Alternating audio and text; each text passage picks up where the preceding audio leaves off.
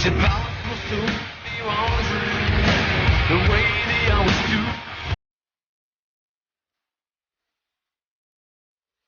There's nothing much to do, and you don't feel much like riding. You just wish the truth was true.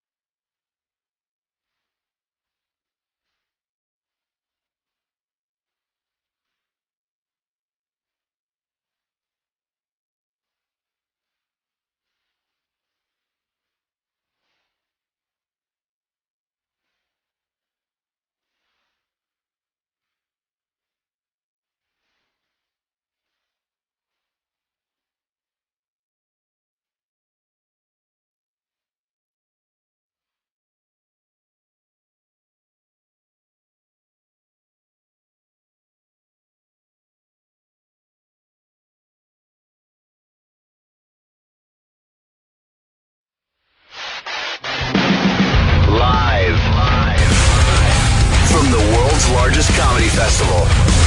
Just for Laughs in Montreal. Just for Laughs in Montreal. This is Opie with Jim Norton.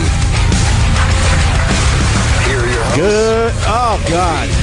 And Jim Norton. All right already. Just get our mics on. We're sitting here. This is humiliating. I tried starting the show 3 times through that. And we got a nice applause, but no one heard it because they were playing the intro. Welcome to Just for Laughs. Opie, Jim Norton, and Tom Papa, everyone. Bonjour. Bonjour. What's going on, Tom? Bonjour. Bonjour. You're finally using your French from high school? So nice. I didn't even have it in high school. It's very exciting. Thanks for having me, fellas. And good to see you nice people so early. Jimmy and I were up late last night. Yeah, we were deciding how we could make this more uncomfortable with the lighting. I didn't know they were filming this, and it's like, I know Oprah's doing it for his channel, but then we come in and there's just these lights and this little camera. It's just really embarrassing. No, there's a difference. I got a dumb laptop, and we're broadcasting through my YouTube channel. Yeah. We're going to get a sunburn today. What? Do we need these lights? Don Wickland says we need these lights. Why? We're filming. For what purpose? You. Oh, wow. For us? Well, What, do we just get the copy when we go home? Go ahead, watch this on the plane. And it's filming from here? yeah, that's my dumb laptop. The I laptop just is the mentioned. camera? Yeah, that's what I'm saying. Do you know how afraid I'd be to have my laptop open?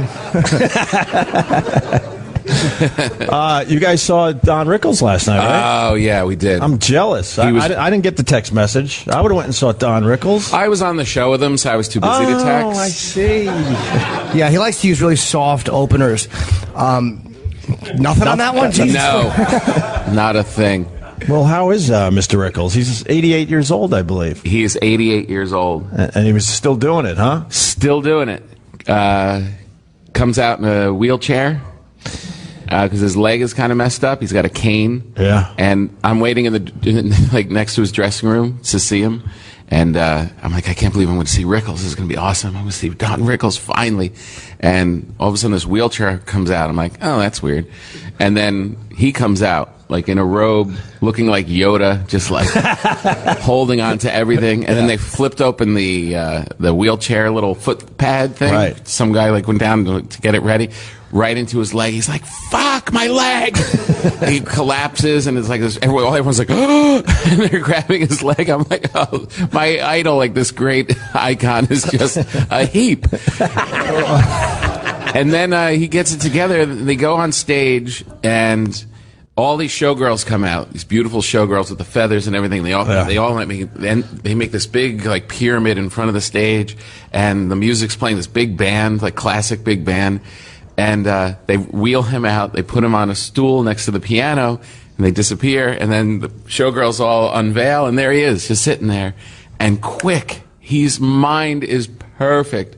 Just running laps around everybody. But his legs are shitty, is what you're saying. He's gotten He's gotten no legs. Now the question I have for both you guys, because obviously you're stand-up comedians, are you going to make it to 88 and be in a wheelchair someday, or are you going to tap out way before then and say, fuck this? Comedians are weird. We live to be 45 or 90. That's the way it is. Like, comics die really young and miserably, like Otto and Patrice and other guys that we loved. Yeah. Or they live to be like Henny Youngman, Don Rickles' age, and you can't kill them with anything but a fucking hammer. So it's like, I think it depends on, there's that one gap. You want to make it through where we are right now for a couple of years, and we're okay. If we make a couple more years, we're going to... And you can't help yourselves, you're going to have to keep going on the stage. Yes. Well into old age. As long as people are coming. I mean, if our popularity plummets... Well, there's always like a Holiday Inn it's not a far fall. Yeah, maybe not plummets, maybe just plateaus. Yeah, it falls off a curb. Yeah. Should we bring Yeah, up we first should, guest because he has a heart out. Our first radio guest talk. is he's packed for the airport, actually. He rolled in with luggage and a crew, and I think he's got like 15 minutes. Yeah. Ooh. Where's Gabriel Iglesias? There he is. Yeah. Let's hear it for Gabriel.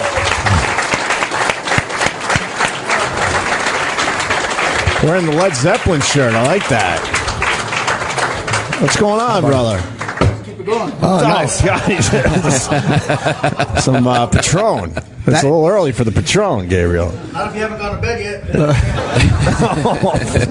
So does he have a mic and all? You set up with? Oh yeah. Yeah, right into that there. Fat that I needed a whole couch. Feels weird. He's on exhibition. It is uncomfortable. We're all over here and you're right there. Just kind of, Yeah, we're well protected with this table and everything. Yeah. And you look thinner, by the way. You look like you've lost weight. Well, it's by association, a big ass couch. Let's put something colorful next to him. yeah, we kind of have a set. We're not used to having a set when we broadcast. Yeah, it's weird too, and I like the fact that they face the couch away from. This is the most unnatural way you'd ever talk to people. I feel like we're all plotting something on a park bench, like just. It's Montreal. Everything's just a little bit different. Slightly different. And you're out of here. You're heading to the airport, I guess, huh? Yeah, man, they got me running all over the place. It was cool. I was there last night with you guys. I was geeking out, listening to you guys geeking out over Don Rickles. Yeah. You know, they let me in the dressing room too. It was different for me though. Rickles was like, "Get over here. Somebody's got to clean this mess when I'm done." I'm like, "All right, I'll be that Mexican today. Why not? Sure, it's Don Rickles. Get over here. Smile like they know me." Yeah, okay, I'll smile. Right. At one point, he turned to a black family, and it was like a husband and wife, and their daughter was probably 11, and he goes, literally 11 years old. "I'm seeing Don Rickles," and he turns to him and goes, "You're not slaves. You will be." And the girl's like, "What kind of show is this?" And as he's saying that, there's a black guy working here with us. I'm sorry, sir. He shouldn't have used that quote. He always does that. I did see that out of the corner of my eye. I'm like, "It's Rickles. It's not me." It's okay. Yeah, right. Rickles is kind of like a made man. He can say He's anything. grandfathered in, no pun intended. Yeah, he's grandfathered in. Yeah. Did you watch any of the show or no? I was late for the show. You are? I was running around. I caught like the last 10 minutes. And did you get to talk to him besides just that or no? Right there in his Yoda robe, yeah, it was cool. It's like he had a glass of scotch or something with him, like Vodka. Like he didn't care. Like, you know what? Yeah, the doctors say one thing, but I know better. And it's like, yeah, you're not gonna kill him. Not anytime He's still soon. drinking the vodka. Vodka, Wow. on the rocks with a bunch of olives in it, and then he's got this robe on, like the silk print robe, and these little fancy little slippers, these little black slippers with gold things on them. He just sits there, and you come in, "Hey, Very chill, sir." and everybody comes in doing the bow, and it was very Godfatherish. It was like, "Oh, how you doing, sir?" Yeah. You didn't even look at him in the eyes. "How you doing, sir?" "Hey, get over here, sit down, real quick. Come on over here. Over beside you, Mr. Potato Head." You know. It's like, and the worst is when somebody like I have done a couple. I did Leno with him where he was like the featured guest and I was just doing a segment, and he remembered me when I walked in. He goes, "Where did I see you?" And we were talking, and then you talk for a minute, but then the next person comes and you're just dismissed. And it was like, Yeah. all right, we had one moment together. How long am I going to kneel here hoping he comes back to me? But it was cool when he saw you. When he saw you, he said, "Hey, this is the guy who they said does me better than me." He goes, "We were there backstage going, this kid does you better than you." Because I guess I look a lot like him, and I have a picture. It's a long story, but I'll tell you later. But it's a cliffhanger. Gabe has a plane to catch. So, you got a film coming out. I told Gabriel last night I was in the Improv, and I saw it was like a preview for your movie, man. Big movie. the trailer, yeah, man. It's called The Fluffy Movie. Comes out in theaters today, as a matter of fact. Holy cow! 8 p.m. and 10 p.m. Nice. showing. Yeah, good for you, man. Wow. So I'm pretty jazzed. Not a lot of guys get this opportunity. So I'm going for it. I think Sam said before you and Kevin in the last few years. This is actually in the theaters, and it's you Opening doing wide, stand-up. like a big. Well, it's 400 theaters across the country. 400 And then, theaters. It's one of those things where it's like the movie Chef came out, a limited release, and if it does well this week, then they'll jump it up to 8, and then so on and so on. Wow. Right. What states do they figure we shouldn't play it? Matter of fact, I don't think it's in the Dakotas. I don't think Dakotas are getting love. Even though I go there a lot, they're like, no. You know, it's, We'll wait and see. We got to go based on numbers. What's the I'm like, movie okay. about? It's my comedy concert film. Nice. It's a comedy concert. It looks very awesome. cool. So yeah, man, an hour and a half of me on the big screen for. That's him. pretty exciting. So the only crazy part is that I decided to make the film PG-13, so I just dropped 2 F-bombs to make it so that everybody could go. Oh, that's not bad. That's Yeah. smart, too, because PG movies make a lot more than R movies. I know this from all of my one-line appearances in films. I get one line, I'm finished. All right, you're wrapped for the day. Good job. And that's really... How many people did you film in front of? It was 18,000 people total that came out to see the filming. Oh my God. Where? San Jose, California, at the SAP Arena. Wow. Yeah, you're doing big gigs, man. Yeah, the numbers in the trailer are impressive. It's like It sounds fake. it does sound fake, but it's not. I mean, you're really like what is how many people have seen you, or how many tickets It's like 400 million people. It's pretty crazy sounding. Just I don't want to say it because it sounds douchey. Like yeah. No, I mean, you should be proud of that. Yeah, I've said it all the time about myself. I'm like 1,500 people, coast to coast. have said they might have heard of me. Yes, exactly. And then there was the honeymooners, and it was only 40 people. No, that is really, really impressive. And as a comedian, like, you're happy for comedians because you know, it's like I like Gabriel and I think he's really funny, and but then there's that whole thing where you're like, wow, that's really happy for him, and like I just You guys are never happy for each other, though. It's Really it's a competition, Yeah. but he and I are not competing for the same audience. I think it comes down to how do you act when you're off stage? Because some people are known to be cool, and some people are known to be real dicks in the business, and everybody knows who's who. And so when did you choose to be a dick? as I speak to you from my own couch, What was it broke you? Was it Last Comic that broke you? That really got you? You know what? I already had a little bit of notoriety when I did Last Comic Standing, but definitely getting kicked off the show was probably the best thing that ever happened to me. Because it's one of those, the winners never get, they'll go a season of working hard, but then they fizzle out for some reason. They don't do the same numbers, and it's the people that get freaking canned. The same thing with like American Idol. The ones that don't win are the ones that do win. Right. Well, I think that fan's doing great these days, isn't he? Exactly. Perfect example. That's the response. Ooh. He won Last Comic Standing. First one. And He was the first one. He had what? Maybe 2 months of fame and just faded away. Well, the difference is not only winning it or getting kicked off, it's that if you have an act, like you were an established headliner, you had when people came to see you, they're like, holy shit, we're going to go back and see this guy. And poor Dat Fan, he just got lucky, but he only had like 15 minutes. Exactly. Yeah. Why'd you kick you off? I worked with you when I first moved to LA probably 9 years ago. We did that little show, like, remember we were like in some weird place. You It don't was remember. for Fritz Coleman? Yes. Yeah. And I remember that was the first time I ever saw you. And the audience just felt it. Like, the audience just loves you. They just really, really like you. I still can't figure out why, but they really, honestly, there was just that thing. You just knew you were going to be big. I got depressed. Yeah, we're always happy / really sad for ourselves. Happy for you, sad for me. That's how it works with comedians. Why'd they boot you off? Oh, I snuck at a cell phone on the show. Oh, that's Right. Yeah, it wasn't like I was doing anything crazy. I just had a cell phone, and that was one of the Why things would you where- do that? Well, because I'm insecure, and I had I just hooked up with my girlfriend at the time, and it's Right. like, yeah, you're gonna go and get put in a hotel room for 2 weeks, and there's no outside contact unless it's on camera. And I'm like, I'm not gonna say the things I say to my girlfriend on camera. They kick you out for a cell phone. That's kind of stupid. Yeah, so basically, they allowed me to record 2 more days worth of stuff while they, deliberated what's going to happen because of the cell phone issue. And then after the 2 days, they're like, well, we've been talking. You got to go. Wow. They So wanted. Well, they stupid. wanted to make good TV, obviously. Yeah. Well, they wanted to do the roast. They had the roast set Right. up, and they're like, yeah, let's roast the big fat Mexican dude. Cool, because nobody else is going to want to talk about anyone else. So I Right. was the easy target on that, and I was cool. I did something with Gilbert for one of those. Was that what it was for? Or did we judge something? We might have judged something. Were you guys roasting or something? We definitely did a roast. I'm just trying to remember. I don't remember either. It was just one of It those. was about 10 years ago, as a matter of fact. Yeah. Yeah. God. But so you're still the same girl? Yes. Oh, you are? Yeah, that's crazy, huh? Everybody's like, he's moved on. No, still there. Wow. All right, well, that's good. You kept her in check by being on the phone. That was Stuck smart.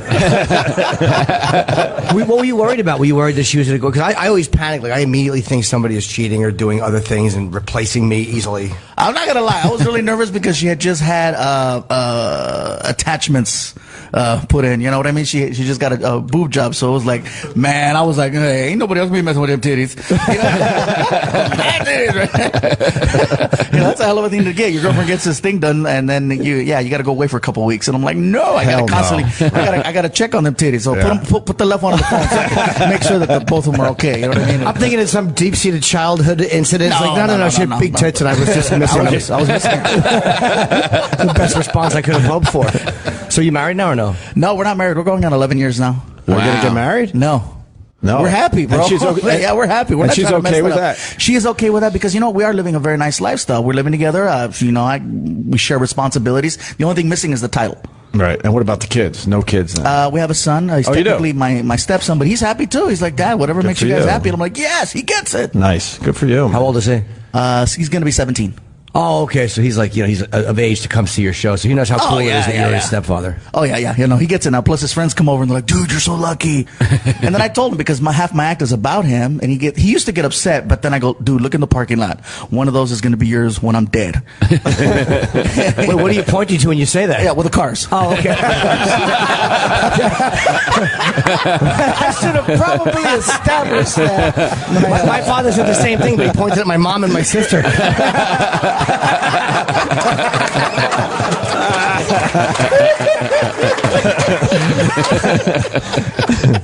Who was your hero growing up? Who was your idol? Eddie Murphy. Wow, It was Eddie Murphy. Yeah, most people it's Pryor, but this one came later in life. Yeah. I didn't get to see Richard Pryor till I was probably 30. Yeah. Never watched Pryor. So Murphy's Delirious was your big thing? That was huge. Raw. Yeah, and it's funny considering the fact that my act is fairly clean. Yeah. Influenced by Eddie. Why clean? I'm not saying that in a bad way, but did you make an effort to say I'm going to be clean because I want to be, or is that just naturally? Early on, bro, I was like, I was very, very dirty. I was blue. I mean, I was doing nothing but cartoon impressions. All these cartoons were always having sex with each other. And then a comic buddy of mine pulled me aside and goes, hey, listen, you know what? You're very likable. Your presentation is really nice. You don't have to drop all those F-bombs. You don't have to cuss. They're going to like you. They're going to come see you regardless. If you work clean now, eventually when you get a TV opportunity, you're not going to have to change your act. You're always going to be in that mode, so you don't got to edit. So start doing that now, and it'll pay off in the future. And I was like, wow. And best advice it's paid ever. off. That's for sure. What do you like about Eddie Murphy? I love the fact that when he went out there, everybody was chanting for him. Everybody was they just loved him, and everything he had to say, they hung on every single word. Right. He was very charismatic. He did characters. He did impressions. And I just remember him doing impressions of Mr. T, and I was like, oh my God, this is so cool. I loved everything about it. Even the intro that had nothing to do with his stand-up, which was just him as a kid. It was really cool. I'd always play that living room scene back. What was that scene? I don't remember that. It's been many years since I saw Eddie that. Murphy Raw starts off with, it's back in the 60s, the Temptations music is playing, and it's his whole family in the living room, and the kids are doing like little talent show day. And so his sister goes up, and she's singing, and then, hey, Eddie got a joke to tell. And then Eddie goes up in front of the family, and he starts telling the nastiest joke ever. And to hear that from an 8-year-old, Right, that was funny. And what about yourself when you were a kid? When I was a kid, actually, I was very quiet, very reserved. I had really bad teeth, so I didn't talk a lot. Oh, really? What was wrong with them? All chupacabra out, man. I had like they had to pull 8 teeth out of my mouth to have the smile I have now. I had to have braces. It was pretty bad. Wait, 8 teeth and then put these in, or you had 8 more teeth? No. They pulled, Just add more teeth. No, because my mother has a small mouth and too many teeth. It's a long story, but she does. So she's always having teeth pulled, and they just grow back. She's like an amphibian. Jesus. No, man. I just they pulled 8 teeth out, and then I got braces to have the smile I have now. But you look good. 'Cause I had a really mean overbite, What would the kids call you? Oh, man, you name it. The chupacabra was one of them. Shark mouth, Right. Everything to basically make me relive my childhood. Thanks, Tom. Why did you cry? Tom Yeah, Tom got him with a real Barbara Walters question. They're saying you have to go because you have a flight to catch. Are you doing a gig tonight or no? I'm doing a show in Washington, D.C. It's a corporate gig, so it's got to pay some bills. Oh, yeah, Nice. corporate Cool. gigs pay a lot of money. And if you're clean like you and have the name like you, I really should have went a different route. If only you were Mexican. I know, and clean. I can't do either one of those things. Well, I appreciate you coming on, man. Absolutely. What time is your gig? I don't know why I'm asking that. What a terrible question at the end of the day. What time is this private gig that none of our listeners exactly. can go see? We got to just. What about the movie? The movie. We got to promote the movie. What are you handing me, Roland? What is this? You don't know what you handed me? It's an open... Oh, all your dates. Where do they go to see where you're going to be? The Gabriel? easiest guy to find on the internet. Just Google the word fluffy, and all my stuff pops up. Fluffyguy.com? Yes, not fluffer. Totally different. Different form of entertainment. Then my altogether. picture shows up. All right, we got to get him out of here. All right, and the film comes out tonight. Tonight. Right. It comes And what out are the tonight. major markets it's Exciting. in? L.A., New York? All the major markets, definitely. Yeah, pretty much. Not Dakota, sorry. Yeah, or Utah. I hope not Utah. You know Utah. It's a shit It market, cuts off yeah. on Sunday. It's different. And it's called what? The Fluffy Movie. The Fluffy Movie. So great. Great. Thank you, Gabriel marketing. Iglesias. Yeah, let's go see it. Good luck, man. Thanks, you guys. And we're not breaking, so now you got to kind of just walk off awkwardly. Okay, so I have a question. So then, Yeah. what are you guys going to call the show now officially? Oh, God, I don't know. We don't know, man. We have no idea what we're doing yet. People are saying OJ in the morning for Opie and Jim. I don't want my name on it because it just feels like I'm jumping in my friend's grave, you know? If you don't want your name on it, call it Opie and Agony. No, at this Opie and Agony. Come on. Hold on. Drops the mic. I'm out, bitches. He's out. Gabriel Iglesias. Thank you, sir. Nice meeting you. And That's funny. He, as he was saying goodbye, he glanced. As he was saying goodbye, he glanced down at the tequila. Like, should I really leave this? Well, I don't know if it's really tequila. Can you smell that? Because Yeah, I let me saw like smell. little water bubbles in it. I'm like, I think Gabriel fucked this. No, there's no way. Is that tequila? Yeah, that's the real stuff. who wants a shot of tequila? Are we allowed to pass Yeah. out shots of tequila, Don Wicklund? Yeah, that couldn't be a problem for anybody. It's Canada. We got to loosen up this audience. Who wants a shot of tequila? Anyway, Right there. wow. Okay. And right there, and right Okay, there. Wow. You really expecting this audience? Every hand is going to go up. I saw that. Just need some shot glasses. I want to talk to the guy that was on a bus for 38 hours. I heard Sam. What? 38 hours. From Winnipeg? Oh, a young, handsome Jeffrey Dahmer. Hi, sir. How are you? Yeah, he's one to watch today. We always know which ones to watch when we do these live broadcasts. First of all, I don't even. Is Winnipeg that far away? I guess by bus, but they could probably What, you get take here a if you- local? Pardon me? You took a local? It doesn't seem like it's A lot of stops. a lot of stops. There were a couple. Actually, no, only about 3 major stops. Like an hour or 2 hours at some places. It's like but- ice road truckers. you do realize we're not worth 38 hours, right? Yeah. No, it is. It was. We're worth maybe 4 to 6 hour bus ride. I'm thinking. Absolutely. And that includes leaving the house and delays and checking into the hotel. Or do you just have narcolepsy and you kept missing your stop? Were you just listening to the show over and over on the bus? I was listening to the show. Yeah. Were you on a bus where some guy beheaded another guy and they had to like put you on a new God. bus? Yeah, that actually happened I in like my this. province. I know, that's why I mentioned it. Yeah. Jimmy's smart. Jimmy's smart that way. What do you think? I just lucked up on a beheading on a bus reference? Because there's so many. I know, right? What happened? A guy chopped someone's head. Oh my God, it's a great story. I didn't hear that story. Yeah, but it's would you want to tell the story? So you look like a man who might do that. He chopped off a guy's head that was sleeping beside him. Just sleeping? Yeah, he said that God commanded him to. And what did he use? And then a machete that he had on him. Oh my God. Yeah, for some reason they only check your bags at major cities, all the little small towns. They just say, get on. Yeah, of course. That's probably, I don't know where it happened. But yeah, he chopped off his head and then actually started to eat him. Oh, And The guy slept through all this? And they, did anyone speak? When did people start speaking up that something was amiss on the bus? By the time the second course came around, it's like, oh no, it's his liver. I mean, I can understand maybe you could chop the guy's head off, but then when you start eating the head, I would assume people might want to get the attention of the bus driver. started eating him? God, yeah, he was showing his head around, and then they had. to What lock part him of the on head bus. would you eat first? You think? You Probably got- the nose. nose. Yeah. You got to go nose first. Unless you're holding it by the nose. I think you got to go cheek. Go cheek just Gotta because go it's cheek. fatty? Well, yeah. Oh, God. So, was there any characters on the bus for 38 hours? Any There's a lot of- stories? Anything? There's a lot of French people. As I was saying before, that one time this lady just reclined her seat right into my knees, Right. and then another guy kept falling asleep on me, and he could only speak French, and he's like, "Oh, usually there's an armrest here," and just continually right on my shoulder. So were you at But a... aside from that, it was just falling in and out of consciousness and continuing on down the road. And are you taking the same 38-hour bus home? I actually haven't even booked my return yet, but yeah. Might not go home. Jesus, you really are a fucking casual traveler, aren't you? In 2 days, he's going to show up outside the studio in New York. Hello, guys. I took a 4-day bus trip. How's your head? Well, welcome, I guess. Yeah, that's pretty impressive. That's great. Yeah, I was thinking about taking the train home too, so. No, don't do It's- that. It's all fast. You'll hate that. It's all fast. What do you do for work? I actually just quit my job of 7 years also to come out here. I was a computer programmer. You had to quit to come to this? Yeah. Wait, you my- quit your job? Oh, that's crazy. Of 7 years? Yeah. Couldn't 7 you? years. Did you ask? Can I just go to see these guys? Yeah.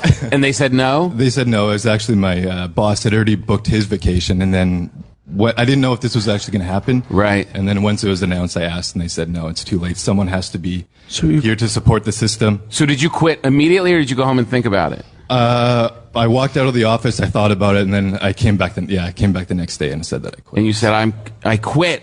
I have to go see a radio show. Yes. Oh, that's. You're like John Voight in Midnight Cowboy. That's New York City coming up. I think he needs a shot of tequila. Yeah, do you I want some think tequila? You want a shot of tequila? Sure. Yeah. All right, we should get a glass or Yeah, something. maybe not on camera. We'll. Who knows if we're actually drinking tequila? Yeah, I right don't know now. for a lot. What's your name, son? Tyler. How old are you? I'm 30. You look younger. You do look younger. Can anyone beat that story? I just have to ask. Yes. Yeah, who else? How far did someone else go? Was anyone on the Edmund Fitzgerald? I don't think anyone's beaten that story. 38 hours on a bus. Fucking Christ. I How know. bad was your ass when you got off? How you had to fucking hose it out. Yeah. I couldn't even stand up on the bus, so. Why not? Cheers. Oh, sorry. Drink first. Fucking Tom Hagen was more comfortable telling the Godfather that Sonny was killed. So you have no job to go back to. No, I have no job to go back to. Wow. So what are you going to do? I don't know. Maybe something else besides computer programming. It's too long. Good for you. Did you get sick of it? Yeah, I got sick of it, and I guess even listening to your radio show and hearing the discussions kind of also inspired me to make that decision. So We've helped a lot of people. I think if we can get somebody to quit their job and spend 2 days on one mode of transportation. Wow, the pressure's on. Kenny, make sure you watch that guy closely for the rest of the broadcast. Because there's nobody wants Well, to welcome. What's your name? Tyler. All right. Will you change places to live, or will you go back to Winnipeg? I guess I have a house there. I'm gonna go back. Oh. Yeah. You didn't leave your wife, too, and be like, I have to go see a radio show. Did you just realize, oh yeah, the iron's on and I have the baby in a crib, but no one to watch it? Maybe I'll see the show. Maybe someone will cut my head off. I might be back. Yeah, that's funny. If they cut my head off, just give my hats to charity. All right. We've run out of steam with this guy. Sorry. I don't know what I expected. How many beheading jokes am I going to do in one fucking sitting? Right. We did well with him. But Yeah, that was now the pretty good. pressure's on for us to perform. Yeah. So, You know, he's really had a lot of stock in coming here. yeah. Who else do we have coming on the show today? We got Ron White. We got Greg Proops, Kurt Metzger, Nick Iglesias, Wow. and others. So, That's good. Yeah. It was funny last night being, Jimmy came to meet me backstage because we were going to go to dinner after the Rickles show. And I came backstage to see Don Rickles. I could have met you in the lobby. and I was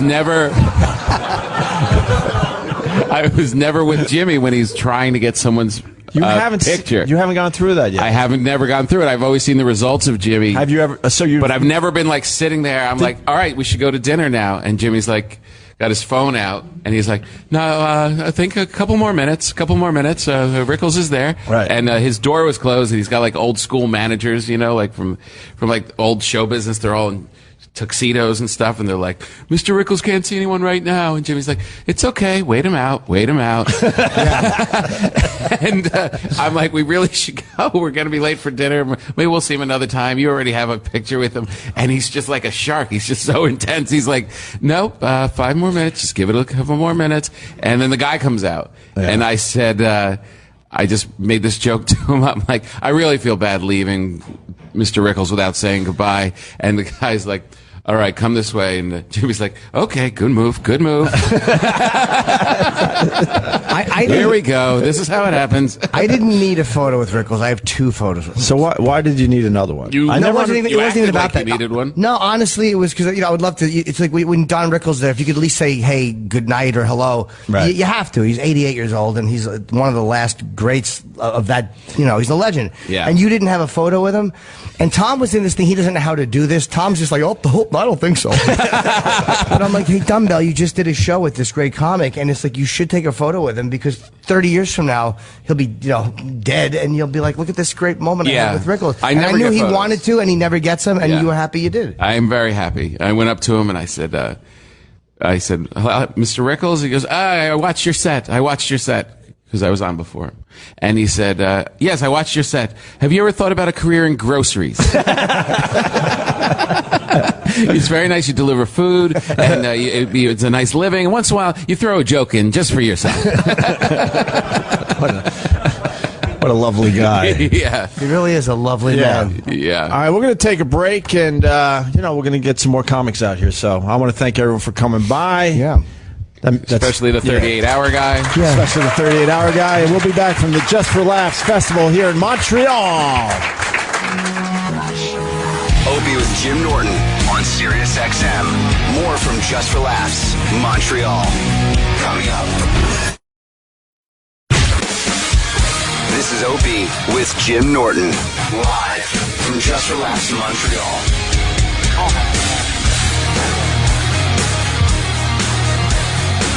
Yeah, we're here live. Good morning, everybody. Live from Montreal. Just went back to get some coffee, and I'm going to put Don Wicklin on the spot. He said there's a really hot girl in the second row. Oh, la la. He's shaking his head, and he says she could have been in ABBA. Well, Don is always good for those pop culture references that are. It has to be her then, right? Over there? From ABBA? Which is the hot girl? ABBA? It has to be her. Don They're has. all hot. Hope you have to pick right because you're going to offend the other girls if you don't. You don't want to. Don't start going. Well, it couldn't be that one. Actually, I think there's. Yeah, okay. The blonde girl, right? Yeah. You think she's hot, huh, Don? She's very pretty. Hi, what's your name? Danusha. Danusha. That's so close to what I've called a lot of people. It's a nice name. And where are you from? Ottawa. Ottawa. Mm-hmm. Where's Ottawa? 2 hours from here. Oh, okay. Jeez. How did you get here? Did you walk? No. We were thinking about biking, but we decided to drive. Through Winnipeg? Yeah. Well, No, it was just a 2-hour drive. Okay. By It's normal. You mean bicycling? Yeah, just for fun. How many hours would that have been? 5? 5. Okay. How fast do you ride bikes, or how slow do you drive? How is your bike ride only twice as long as your car ride? He told me 5, and I was saying more. So 6, 7? You don't mean motorcycles. Sorry? You don't mean motorcycles. No. Okay. And you you were guys married? They were going to do that just for fun. A 7-hour bus, bike ride to see us. You know, it'd be fun if I was with This a girl. audience is really strange. They're very bizarre. dedicated. They're very healthy and outdoorsy. Dedicated. How long are you married? 3 years? Don, she's married. To that guy right next to her. To this guy, yeah. Please tell me somebody else hears ABBA and I'm not just. Well, that's E-Rock. E-Rock, stop. How long are we going to play ABBA for? E-Rock's being we get clever it. back in New York. I like a second of it, but we don't have to hear the whole thing. Talk over the bed, guys. It'll be good for protein. Bienvenue. We're all just waiting for each other to talk. Boy, that was uncomfortable. I was just thinking how it's not going anywhere. Thanks, Don. Well, once you found out that the husband was right next to her, it's like, oh, she's just not as hot. Well, let's talk to the guy. I want to talk to that guy in the back. He looks like he was from Bachman Turner Overdrive. Which one? No, I'm just kidding. I'm just raising it up to the 70s. Look at me. Which one? Which one? E-Rock goes crazy with working for a living. Just another terrible reference. I'm doing the keynote speech at 1 o'clock today. If anybody is a badge holder. This is a big deal. No, It you is don't a have big to clap. It's a big It's okay. deal. Are you excited, Jimmy? No, I'm not. Nervous? I would No. be. I Stressed? would be. No. Oh, you should be. I'm not saying it's going to go great, but it's like No. it's like just a talk. No, it's not. I already. But you got know. to talk in front of all your peers. All your peers. It's That's all got to the- be nerve-wracking. Yeah, but they'll get the inside references. Like I'm going to go up and go, God, I had a set recently and I killed, and they'll all know what I mean. Inside comedy talk. Yeah, but you've been chosen among all of the comedians as the comedian to go and speak Whoa. about comedy. Colin did it once, Mark Maron, and Patton Patton Oswalt. Oswalt and Louis Black, yeah. And then Jim Norton. Sure, The pressure's on. Do you know how many people said no before they got to Jim Norton? This was not like, nobody said, do you want to ask Louis C.K.? No, fuck him. Let's see if Norton's available first. Well, Fluffy was like, I would love to, but I have a movie. Wouldn't that be funny if he just said that on the way out? Like, I was going to stay and do the keynote, but I had to go do it again. Right. What are you going to tell the people? What's going to be your message? I don't, probably You need just a message. the culture of apology and how I think it's good Oh, when okay. comedians are apologizing. No, I'm kidding. I don't. You all like, is he being sarcastic or just a deluded douche who panicked? I hope it goes better with the real audience. Yeah, me too. This is just a great warm up. No, No, it is a big deal. But they're right to ask you. no, it's like, what am I going to say? You're a comics comic, as they say. No. You don't want to be known as a comics comic? No, because comics tend to play to the back of the room on purpose, which means you don't care about the audience, but you just want the comics to let. And it's like, that's not. The worst part is that a comics comic is usually poor. Yes. Because he turns on the comedians, but the public at large just don't care about you. I see. Yeah. It's the opposite of Fluffy. Okay. Right. Yeah. Who the public loves. Also, we got to promote Jim Norton's Vice show. Anyone see that yet? Oh, thank you. Nice. You could go to Vice.com and check it out. It's doing very well. The reviews are great. Yeah, it was really, part 2 comes up today. I don't know what time, because Vice it's different than like regular promoting. Like you think like you promote a TV show, it's like, it's gotta be 8 o'clock. But those guys are so laid back. I'm like, what time is it coming? And they're like, hey, it'll get there. They're not panicked about it. So part 2 for the Tyson interview will be up today. They do everything in 2 parts, and then it will just stay up there. Yeah. But yeah, the reviews were really, really good. Congratulations. Believe me, I know negative shit will fly in. It's part of what we do. But it's part of life. I was very happy with it. So hopefully. How many did you do? 4. 4? Yeah. Who's the next guest? This is the second part of the Mike Tyson Dana interview is today, Dana White, and then next week it's Freeway Rick Ross. Nice. Wow. Yeah, who was a man who sold a lot of drugs. he was really good too. And Tyson really bit your ear? Oh, for the promo? yeah. Yeah, he did. It was a weird. So great. We were doing a promo where he bites me, and it was kind of funny, but he didn't bite me that hard. And I'm like, you could bite me. And he was like, all right. And when I heard that, I was like, and he did. And it hurt. You can see it in your face that you weren't acting. If you watch that dumb promo, there's one Right. moment you could just see his teeth. Oh, yeah. You could see my little ear. And I have very small, as Patrice used to point out, I don't have, because Patrice would scratch his nose and go, you don't have any lobes. And he would point out my fucking ear. He was great at pointing out your faults. Yeah, and then never. What a nice guy. Do you know how I realized I had a weak chin? Otto Peterson, Otto, we were walking one time and he just said, you have a weak chin. And I'm like, really? And he goes, yeah. That was like my second year in the business. Why would you say that to someone? I don't know, but he didn't even mean it to be offensive. It was almost like if I looked at you and said, hey, you haven't shaven in 2 days. You'd be like, oh yeah, no, I got to shave. It was totally unoffensive. The rest of your next shows, you're like trying to stick your chin out. No, I just realized I better start writing for it, because if Otto noticed it, Right. it's just embarrassing. You do look amazingly close to Don Rickles, like when you were two Well, you know how next much to that each hurt? other. That was almost a great compliment. You do look amazing. Like close to an Don ugly old man. Rickles. Like an 88-year-old man. That started off so good. No, it is kind of. Do you see it? Yeah, everybody's been saying that my whole career, but Rickles Yeah. was never a guy I studied, or I enjoyed him.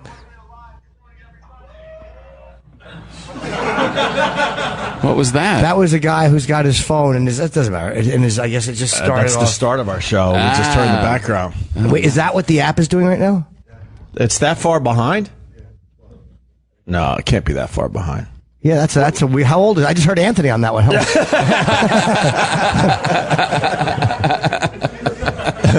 Where are you from, sir? We might as well talk to you now. From Il Perot. Where? Il Perot, near Montreal. About I think we're half an supposed hour to away. kind of know Canada a little bit. But Yeah, we're not supposed to be that ignorant of their I know, major I know. places. Where are you from? Toronto. We've been, Wait, is on, that in Canada? we've been on in Canada for about 10 years. We should know basic geography, but we don't. What do you love about the show? Everything.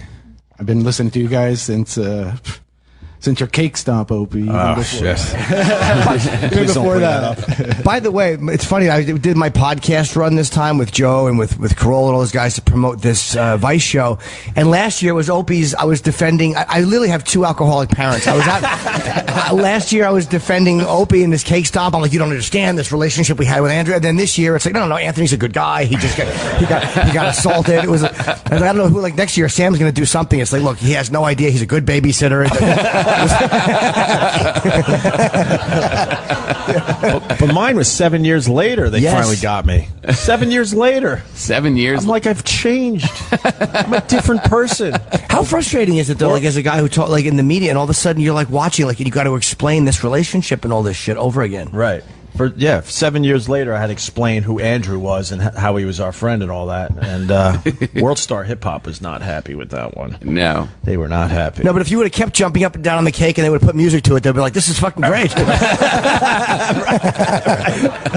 But black people dance a lot better than I just did. I actually just did this. Can you... How fucking lame was that? And they won't let it go even after the explanation. He was our friend. Whatever. It's old news by now, I guess. No, but the explanation, it's almost like no one gave a shit about the explanation. They didn't give a shit because they saw what they saw. They didn't see what led up to the video, after the video, all the days after the video where we took care of the guy. But it's almost like with the cancel Colbert thing, like Suey Park and those people. They knew that he wasn't anti-Asian, that he was just using the Asian slur as a reference to point out how awful Redskins was.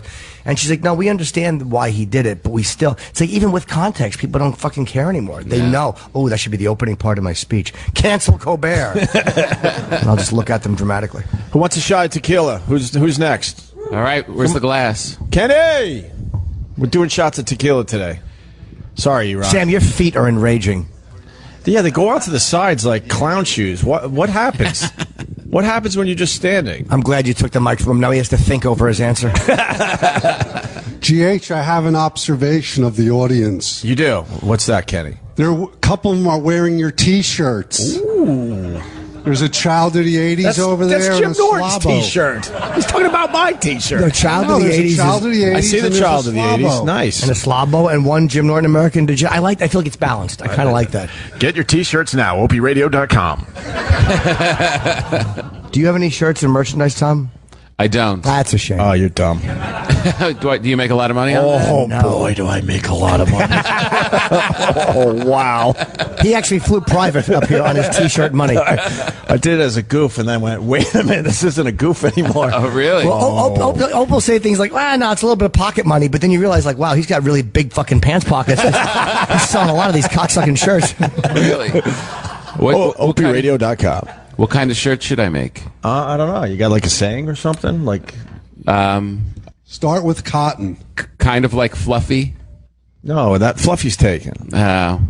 Something that's not you, because Tom is a very funny, cleaner comic, and you're a really good actor. But something that has nothing to do with your act, like maybe just a picture of your face smiling, like with "cut her clit off!" exclamation point.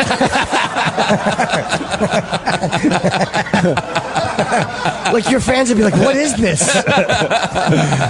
Cut her clit off. Now we gotta make a T-shirt for Tom What's Popper. Tom doing?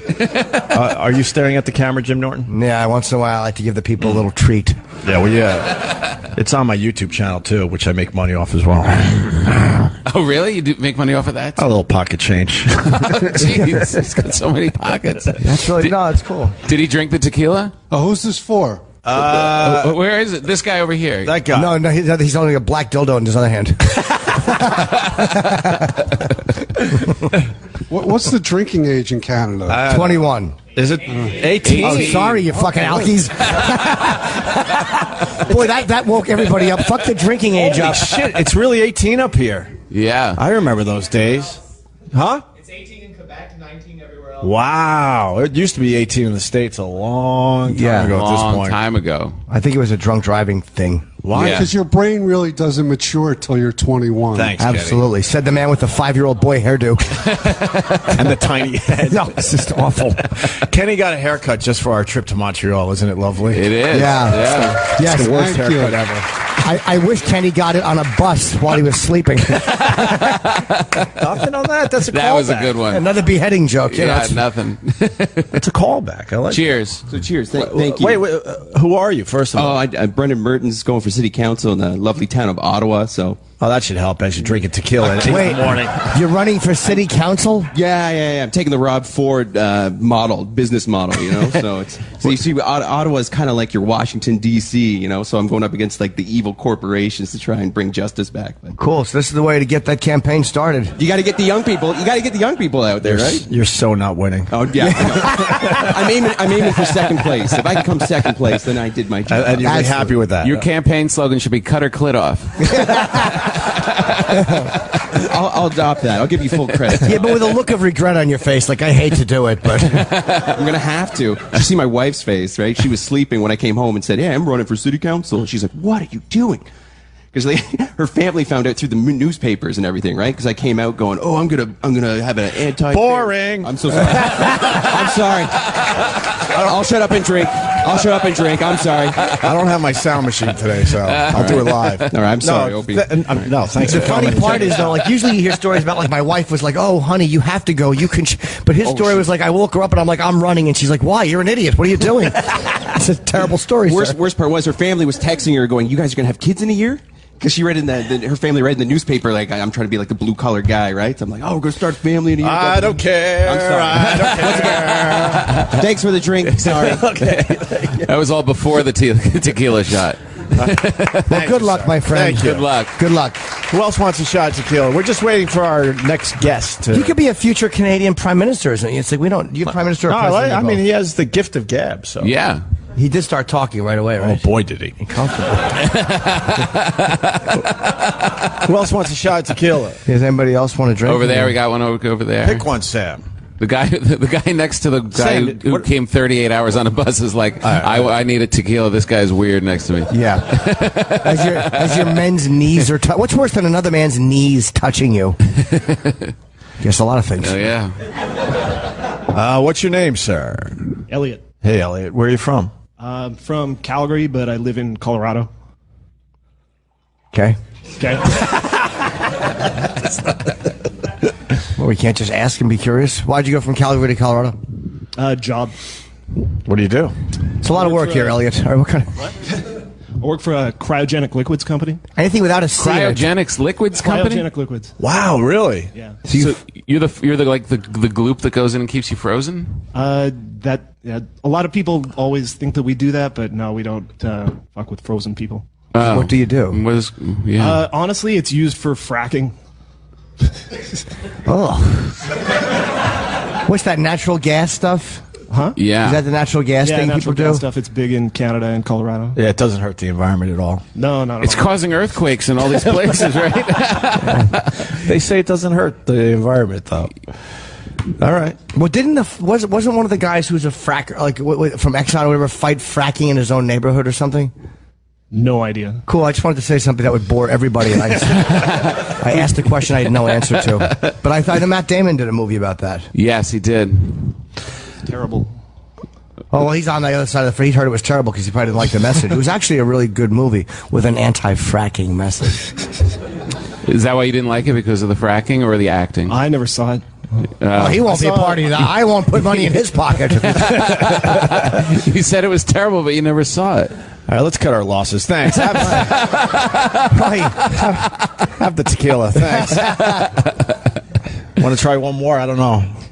How about one more? I don't have to go anywhere. I'm just right here. All right, one more shot of tequila. Yes. What's your name, sir? Edmund. Hey, Edmund. Where are you from? I'm from here. The only one from Montreal, it seems. Everybody else traveled across the country to see you guys. I know. What assholes. I know. Just 45-minute drive. That's all. That's all it was. By bike? No, I actually drove the car. I'm the one that told Jimmy that the way to pronounce Jesus Theater is Jesus, because you thought it was Gesu. I thought it was Gesu, But that's a group from Jisoo. Winnipeg, actually. It doesn't matter. They all equal the same thing. Empty. It'll be empty. It's a church. You're going to be downstairs in a church. Yeah, no, we walked past it yesterday, That's Kenny a great and I. theater. Wait, what show is that you're doing? It's just my stand-up show Saturday night. Oh, nice. I'm doing the Seth Rogen has a gala. And I'm on Ooh. Nice. You going to get your picture with him? that. No, Seth is old hat. I already have that, Tom. Sorry. But if you have nothing to do tonight at 4 a.m, you should just walk around and take pictures of women in tight skirts at 4 o'clock and Where? post them on Twitter and stuff like that. Why? What happened? Somebody else that used to do that. No, he's not here anymore. And we understood the reference. I was just seeing how far you were going to take it. Yeah. You knew the reference. But Anthony really does take pictures with his big camera. I mean, that was not a lie. He had it in studio. I saw the picture. It was actually quite nice. He wasn't going for a creep shot. You got to see the lens he has on this thing. Yeah, you can't creep shot with that. Right. No, that's actually something. It's kind of like the Hubble. Good. It's really going well. What do you do for a living? I sell barcode scanning equipment for B5. I told my boss. How many women have walked away in mid-sentence when you said that? No offense to you, but that's a weird job. It's machines that scan barcodes on products. We sell them across. People don't call me back. I leave messages for 100 people, and one person calls me back. That's what I do all day. That's a nightmare. It's not easy. Wow. Try to sell stuff. It doesn't work. It's not easy, but I do. This is like the monologue somebody has as he's washing blood off his hands in a hotel room in the mirror. 100 phone calls. One called me back. People don't call me back, but barcodes are necessary. What did you want to do? I tell them, but they don't. They just ignore the delete. But what did you want to do with your life before you went into the barcode? But I kept getting jobs that wouldn't pay me actual money. They'd say, "Sure, you can work here, but we won't pay you." Yeah. And this went on for like 4 different radio stations. Yeah, that's what happens. And they wouldn't pay me, and so they kept saying, "Go to the other end of the country and work for free somewhere else." And then I kept trying, and then I said, "I need money," so I had to do sales. And you went into the barcode business. Yeah. Well, that was. This is my 30th sales job, so. That was like 29 sales jobs. So do you get really bored, or are you not a good salesman, or do you hate it? I listen to your radio show to wake me up. So. Oh, good. So I always do that, but it's not a fun job. But No, I wish I was doing radio. I think it was more fun. Well, it's always weird when you hear a guy who wants to perform or be on air or whatever, or as a comedian. We should have him sit right there for a little while. I've never been on the. I've only called you guys on the air, but I would sit down there if you want. Of course you would. Well, you're sitting there. Why wouldn't you sit on the? Well, what would you do with your radio? What would you do right now? You're on the radio. Well, what I would do is I would sit down next to you and ask you guys questions about what you think of your new experience and how do you think the next contract is going to go with Sirius. And all right, those are legit. Yeah, and we don't know, right? That's it. I don't know either. But we're waiting with bated breath. Ooh, and what a natural radio guy he is. We're waiting with bated breath, but we have commercials to get to, so we'll get the answers. Right. Well, I signed up for Anthony's show. Yeah, it's starting August 4th. August 4th, yeah. AnthonyCumia.com. I want to give listen to him and obviously listen to you guys. So. Yeah, they're not mutually exclusive things. People think like that being standing with Anthony means like, you know what I mean? I have to choose. You guys, we don't have to choose. I'm fucking gonna listen to Anthony, right. And he won't give me a free subscription. That piece of shit. Read your Twitter. Stand with Anthony means fuck Jimmy and Opie. Yeah, people get very. They think that there's like a thing with Opie and I, and there's nothing. But it's not fake for the air love. It's just a frustrating situation. Mm-hmm. We're in constant. I texted with him last night. We were just talking. We swapped cock pictures. Who cares? You know what I mean? He'll show me his dick by the cat. He's having some weird. Anthony had this weird thing with the Beavis Kumia cat. I saw that this morning. This is how fucking crazy our lives get. His cat's name is Beavis, and there's a guy named Beavis Kumia on Twitter. Right. And it's a funny account, but apparently there was some kind of a thing between them over merchandising or something. It's like, how does this shit happen? I don't know. Where the guy who takes on the cat thing on Twitter is now fighting with the guy who bought the cat. I'm babbling. Well, have the shot of tequila, sir, and welcome. Thank you very much. All right. Where are we at with our guests? Okay, we have 5 people, more minutes. We do have people coming. Well, we could take a short break then and do this all nice. Who's up next? Oh, wait. Are we done with the tequila? Did everybody get this guy's? Who are you? Oh, that's Chris D'Elia. That's Chris. Hey, what's up, Chris? Hi, guys. How are you, man? Should we just have him bring him on? Sure. Chris, come on over. We're just babbling. Yeah, help us out. Unless you want a croissant first. There's chocolate croissants in the back if you want one. Do you want to just come on, or do you? Yeah, come on. Sit. Yeah, let's do this. Chris D'Elia, ladies and gentlemen. What's up, Chris? Morning. How are you, man? We've never had you on the show before. What's up? We've never had you on. Yeah. Chris is a great comedian. Yeah. Thanks. There's your mic. Okay. I didn't even know you were on today until they read the. Am I on? The list of people, yeah. Do you drink?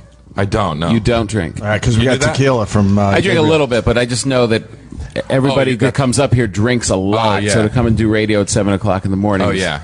We got tequila right there, right? Yeah, from Gabriel Iglesias. Gabriel Iglesias. Oh, okay. Every comedian kind of brings a gift. Yeah, where's your gift for the show? I left it in my hotel room. It's my hotel robe. Are you staying here, or do you demand they put you somewhere else? No, I'm here. Oh, yeah. I want to be in the thick of it. I want to be with people. Is there? I don't mind it either, but there was no room service last year. There was a strike or something when I came. Yeah. Wait, that was last year? Oh, was that a couple years ago? It was 2 years ago, yeah, because I was here. Oh, okay. But everything's good now? Yeah, I think you can get room service if you want. Yeah, I've turned into such a twat on the road with hotels. Like, when I travel, man, like, I don't know how you are on the road, but I'm the fucking horrendous baby. Everything has to be just so. I try to be okay, but yeah. So, because you deserve to be able to eat at 3 a.m. if you want, right? Thank you. That's the same discussion I've had with my road manager. I'm like, we deserve to have a nice late night snack, don't we? I'm getting an escort and he's fast asleep. I meant escort. When I said it's something to eat. I meant escort. And you were on. It's funny. Your name came up. I'm doing this show on Vice, and I interviewed Whitney recently, and she said very nice things about Oh, okay, cool. No, it was really nice. But she said she realized that Whitney was probably not going to come back because I'm like, well, how did you know? And she's like, well, they didn't really tell me, but they just all of a sudden gave Chris Lee another pilot. Yeah. I'm like, oh. So what happened with that? It was kind of awkward a little bit because they were like, "Oh yeah, we don't know if Whitney's coming back, but we have another show we're doing that we want you to do," and I was like, "Oh, okay, well that means that Whitney's not coming back," and they were like, "Well, we're not saying anything." Oh, jeez. And I was like, "You're speaking without speaking, though." So I called Whitney and I was like, "Listen, is it okay if I do this other show?" And she was like, "Oh yeah, I don't want to stop anything. Please go." And so I did, and then Whitney got canceled, and I got on the other show, and we got picked up and everything. So. What show is that? Undateable. Okay. Yeah. Is it still on? It was on they doubled up episodes. It was on for 6 or 7 weeks, and then we're waiting to hear. We'll hear in the next few days, I guess. Oh wow. But we were a summer thing. Yeah. Yeah. But it did well, didn't it do well? It did well. Yeah, it did well, and then we were up against the NBA finals, so we didn't do that as well. Right. And then we were up against the hockey finals, so there was that. And then for our finale, there was like this big storm in the country, and like a third of the country couldn't see it. Oh my God. It was like nobody. It was like somebody didn't want this to be seen. But we did well despite in spite of it, and everybody.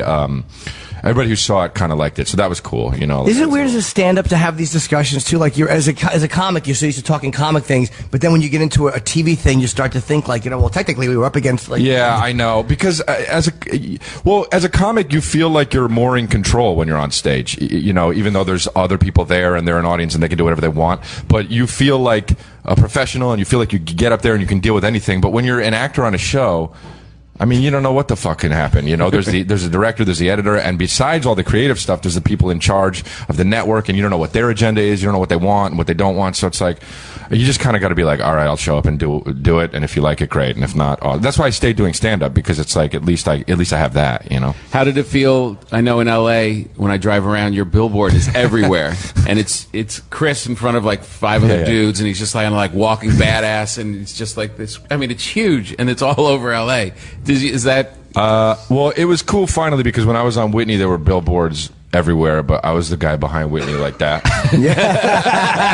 And then now I was making fun of the other guy, because when we were on Undateable, I was like, "You're gonna be the fucking guy on the back that's like that," and he was like, "No, I'm not." And sure enough, he was the dude that was like that, and I was on the front like that. So I was like, and then when we saw it, you know, it's pretty cool. I was like, "No, you're the bitch." What is Undateable about? It's basically the blind leading the blind on dating. Like my character is kind of a quote unquote ladies man, and then he meets this guy who's not good at getting women, and so he says he'll take him under his wing to try and help him get girls, and then he meets his even more unfortunate friends that are not good at getting girls, and so he tries to help everybody, and then you learn through the process that my character is good at getting girls but not good at keeping girls, so he's in his own way undateable. So it's like the blind leading the blind. Right. Is it any way like there was a reality show that they did with that guy Mystery? Oh yeah, you know what? It is a little bit like that. A lot of people think, they're like, "Oh, is it based on?" It's not based on that. It's based on a book that was, I think it was of the same name, called Undateable. It was like 300 things to not. It was basically a list, a book. It was a list, 300 things to not do if you're a guy. Right. What's a big one not to do? I don't know. I didn't read the book. Okay. Like any good employee and actor, I didn't do my work. But because it's hard, because women like, oh, they like a guy who's who's distant and who plays hard to get. But whenever I do that, women just are like, all right, good, he's not Good, bothering me. Yeah, I think you got to be a little bit like. I mean, dude, I don't know. Every time I do these, whenever I did like the radio tour and the stuff for Undateable, people are like, "So what makes you undateable?" I'm like, "Ah, gosh, I fucking play the part. I don't know. Right. Like, Why wouldn't you lie that my giant cock? Women can't take it. it hurts. It really hurts them. Yeah, it hurts them a lot, and they cry. I feel bad. I cry too. I have a heart, and they don't like that. They want a real man. So. Yeah. Is that the big question you get? What makes you undateable? Absolutely. Oh, the worst. Yuki. And they all do it too. And Yeah. You're on the phone at 6 o'clock in the morning. Yeah. Like, I'm like, I don't know. I just get real with it. Like, I don't make any jokes. I just say I'm really selfish, and I feel really bad, and I think that's a big problem in my life. Just so they'll be like, oh, okay, we were supposed to be lighthearted. No, that's great. Fire a fucking horrible answer at them. What makes you undateable? I make sure to be positive, and I absolutely refuse to wear a condom. A real man never covers up. okay, we'll be right back with the traffic. Chris D'Elia is a crazy guy. Totally undateable. How long have you been doing stand-up? It's been 8.5 years. Okay. Wow. What'd you do before that? Because I didn't do any research on you. I was, dude, I was writing stuff. I wrote like screenplays. I had some stuff optioned, and it just never got turned into anything. And that was just like one of the things where I was like, as a young 20-something, I was like, making money's great, but I want to be fucking heard. Yeah. Right. So since nobody was paying attention, I always wanted to do stand-up. So I was like, all right, I'm going to get on stage finally. What was your last job that wasn't in comedy though? I worked for Abercrombie and Fitch. Nice. Yeah. As the model? No. When you walk in? I appreciate you asking that. No. You still have to be good looking to work there, though. Oh, fuck. I think that's an unsaid rule. Right. Because they can't say that. No. But, There's not a lot of fat, ugly people working there. Yeah, they actually counted them. There's 0. Right. I would shop their way more if that was, though. That would be very cool. What is that scent they pump through? Because it's really bad. it's a little strong. Like, when Abercrombie is there, if you walk by it, you don't even see it. When I did work there, it didn't used to be like that. It wasn't like that. There wasn't the loud music that was pumping out of the store, and there wasn't the scent. But there were the giant ab pictures. And I left. Yeah, there were. And I left, and they were like, we need some fucking sound and some smells. Now that D'Elia left. We got to smell this place out. How much ass did you get working there? There's so many- I think I really think I got none, for real. I got none. Yeah, I don't know. I think I was just I was very insecure. I still kind of am, but I was just like I guess that's what made me undateable back then. I didn't really know how to deal with insecure about what?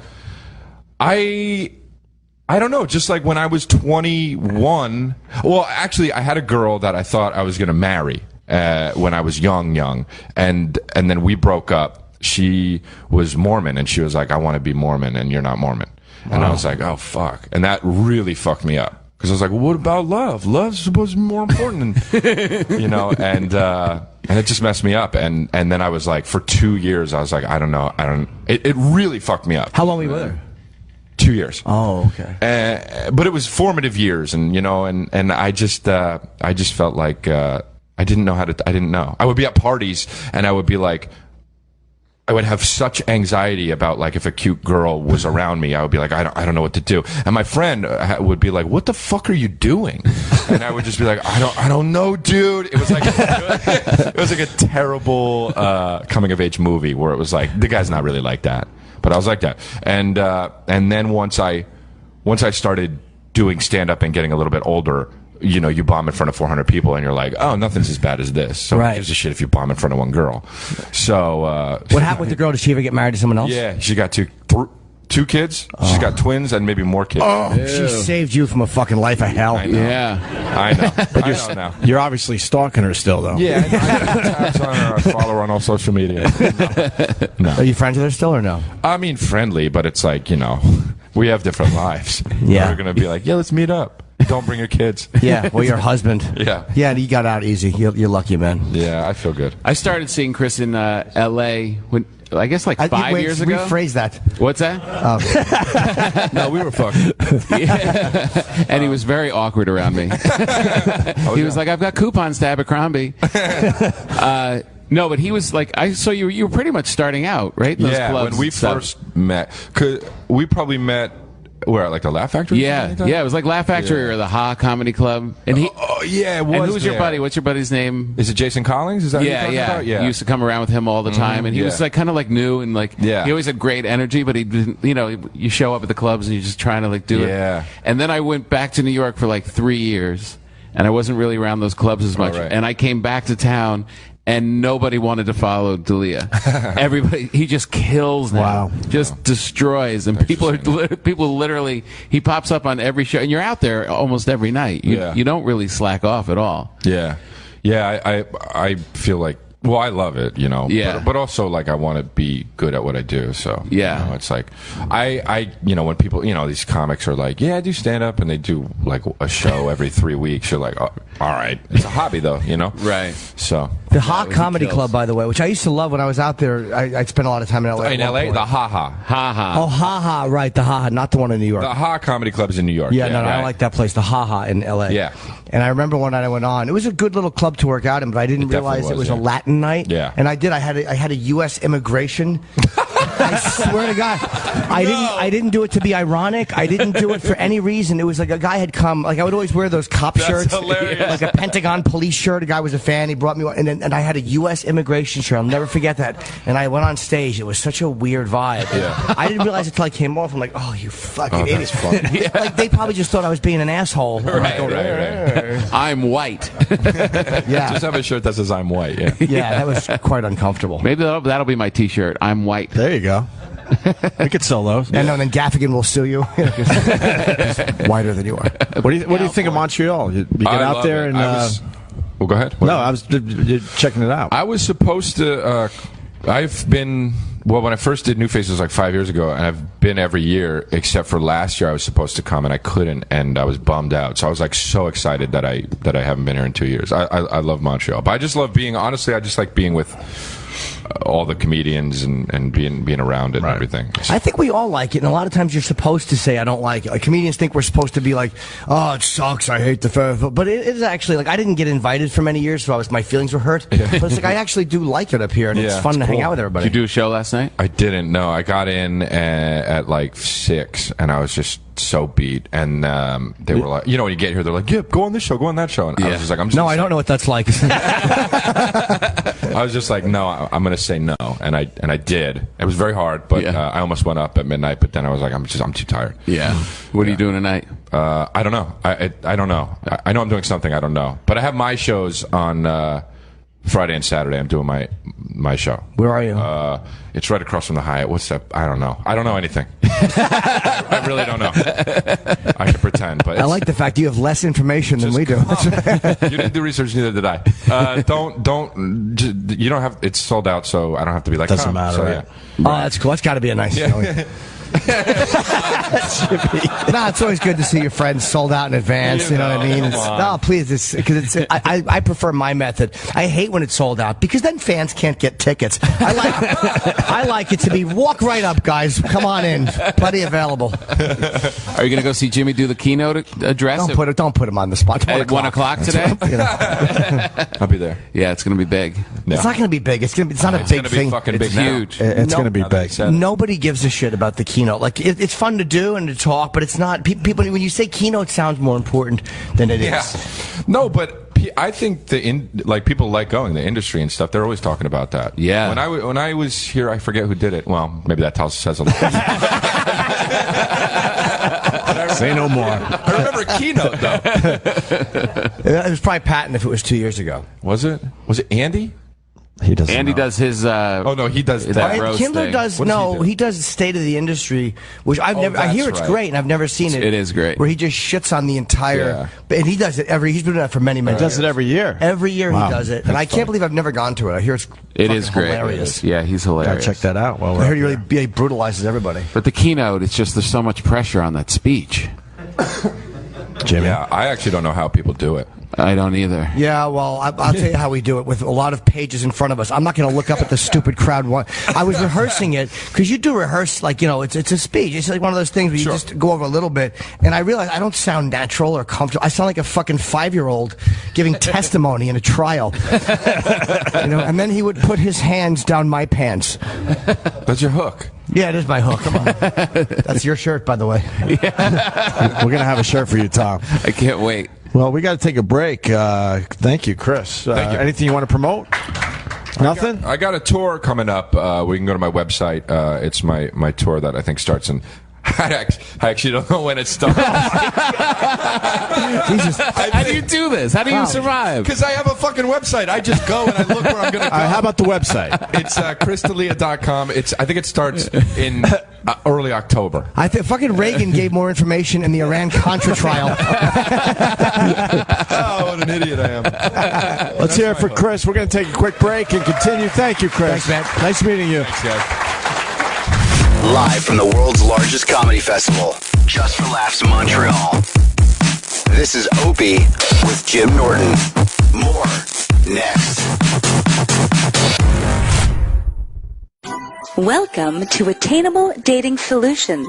Video dating for the unwashed and socially inept.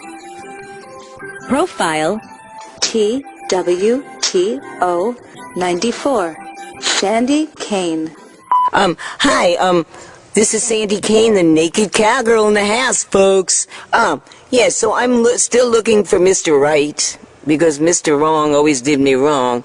So, I'm looking for a man, who has a good job, and who's something glamorous and something, has a big dick, of course, and big balls, and really, I'm part lesbian because I like a man to eat out. When I was a fucking hooker, baby, I admit it, man, things were that bad as a stripper. People think strippers make money. It was really bad. So, I mean, I used to snort cocaine and be a hooker. I could only be a hooker if I snorted cocaine. I had once 5 Latin guys in Upper Manhattan. I worked at this place, Te Quiero fucking mucho, man. And they had great cocaine. And we fucked 5 fucking guys. And it was fun. You know, I did get trichomonas one time. That's what happened. I got trichomonas from, like, so many guys coming me. I mean, it wasn't a good hooker. I really just would open my legs and like, just, you know, get the monies because I was so poor. And the cum in my pussy. Now, why should a person date me now? Well, I think I'm a pretty good lover. I think with all the experience I've had, and I think that we'd have a good time. So I wouldn't even tell a guy I have a genital wart. If he saw it, he'd like look at it and say, why don't you have that thing taken off? And I'm going, why bother? And Nick Cannon was hot. You know, it's just like white men, black men, give me the green. No, but can I really do it without getting money? Yes, I probably could. But, you know, it's hard to have sex with someone, to take off your underwear, to show them your pussy and your titties and stuff. It's so intimate that maybe with cocaine, though, I could still do it. Call the Opie and Anthony show, and we will hook up. 866-WOW-1-WOW. That's 866-969-1969. My favorite number. Oh boy, and I will suck that dick like you will never ever have another blowjob again. Call the Opie and Anthony show today. Sandy Kane does. The date is October 11th, 1983. It's 7:18 p.m. Detective Club Soda with self-professed organized crime soldier Lyle Chipperson. Okay, Lyle, you're requesting placement in witness protection. What kind of information do you have for us? Yeah, I'm in the mafia. Don't even fuck around with me. Don't get defensive. Just explain your business here. I was in the mafia for years. My mob name was Little Chippy D. Okay, Lyle, you have no record. You've been seen with none of our organized crime contacts. What was your role? The hitman. A hitman? Mafia hitman. Right, the mafia. Well, who do you work most closely with? I ain't no rat. Then I don't know why you're here. Are you afraid of repercussions? Yeah, good luck killing me. I carry like fucking bazookas. Lyle, there's no way you could have carried around a weapon like that. If you're just here to waste my time, I suggest you leave. Fuck you, cocksucker. I'd shoot and kill everybody. Bury in a hole or something, then we'll see. Mr. Chipperson, why are you here? Fucking stupid cocksucker. Start listening, you fucking piece of shit. I can't believe you wasted our fucking time with this bullshit. Do you know this is a crime? Make him an offer that no one refuses. Why don't you do yourself a favor, Lyle? Walk out the door now. Fuck you. You're a funny guy. Laugh at this. You like that? How does this feel? Fuck this. Good to be here. You know what? I almost died yesterday. That's funny. I flew here from Beaumont on a plane this big. It was like a pack of gum with 8 people in it. And what happened was we took off from the Beaumont Airport Hair Care and Tire Center.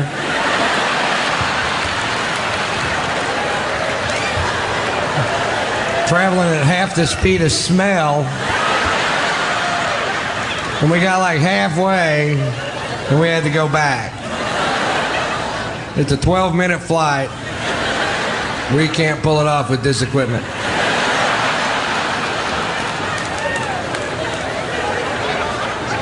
We had engine trouble. We lost some oil pressure in one of the engines. And they told us about it over the speaker system of the plane. Which was stupid because they could have just went, hey, we lost some oil pressure.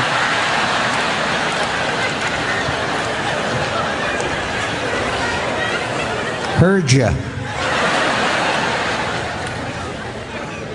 It was weird. Everybody on the plane was nervous, but the guy sitting next to me is just losing it.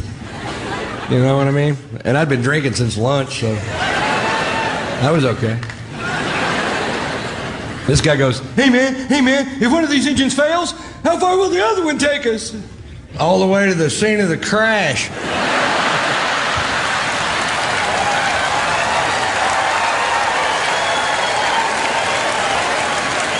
Which is pretty handy because that's where we're headed. I bet we beat the paramedics there by a half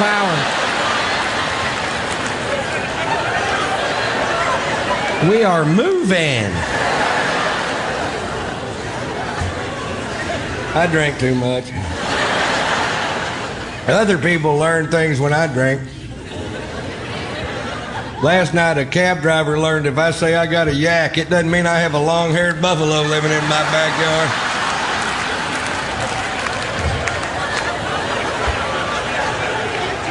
Get this vehicle over the side of the road.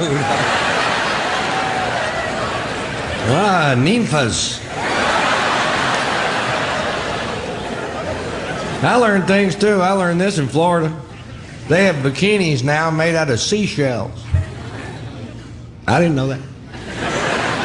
And I also didn't know this. If you're ever walking down the beach and you see a girl dressed in a bikini made out of seashells, and you pick her up and hold her to your ear, you can hear her scream.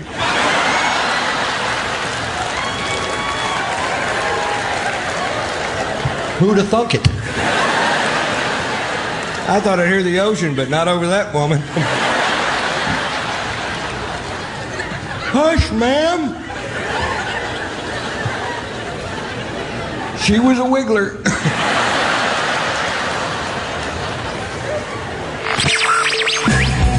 Opie with Jim Norton continues. Live from Just for Laughs in Montreal.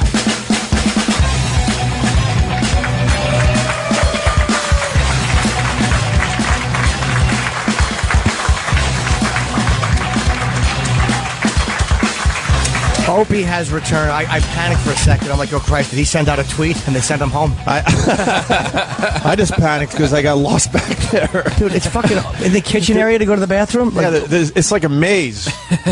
Yeah, it's fucking, I walked by Sirhan. Right. I think I just ran into Don Rickles on the way back here. How did Sirhan in a kitchen get nothing from this? They're too busy. They're too busy tweeting. That's why. That's a great line. That's a good one. It was, I got lost back. The Holy bathroom shit. is- I'd rather go out here and mix with the people. Opie kind of likes, to go to the No, I'll bathroom. by go himself. that way. Is there a bathroom that way? Right outside. Jeez, what the fuck am I doing? I don't know. I like to be mysterious. How's our tequila? Is it holding up? Yeah, but I think we're due. I think Yeah. we got to do a little more damage. Fluffy would be very upset. Yeah, Fluffy is. Does anybody else want any? Oh, look, more that's people. unbelievable. Don't forget, he has a movie. His comedy movie comes out tonight. What's it called? Fluffin'? It's called Fluffernutter. What's it? Fluffy. Fluffy or something. Fluffy Sam, the pick it movie. like that. Fluffy the movie, right? Fluffy the movie. Our new friend. Gabriel, What's up, yeah. Sam? 90 minutes. Just saying hi, Sam. Hi, how are you? You want a shot of tequila? No, I'm good. I'm You sure? I'm on the job. Oh, and I'd love to see Sam drunk. Watch all those confessions come out. My fucking mother's overbearing. I saw him drink once. We've known each other, what, 10 years about? Yeah. He drank at my wedding out of a shoe. Out of a shoe? Yeah, Really? It's, What happened? it's a huge tradition. We take the worst, smelliest shoe at a wedding and just start pouring beer in it, and everyone takes turns drinking out of it. Who started that? My grandma. That's for real.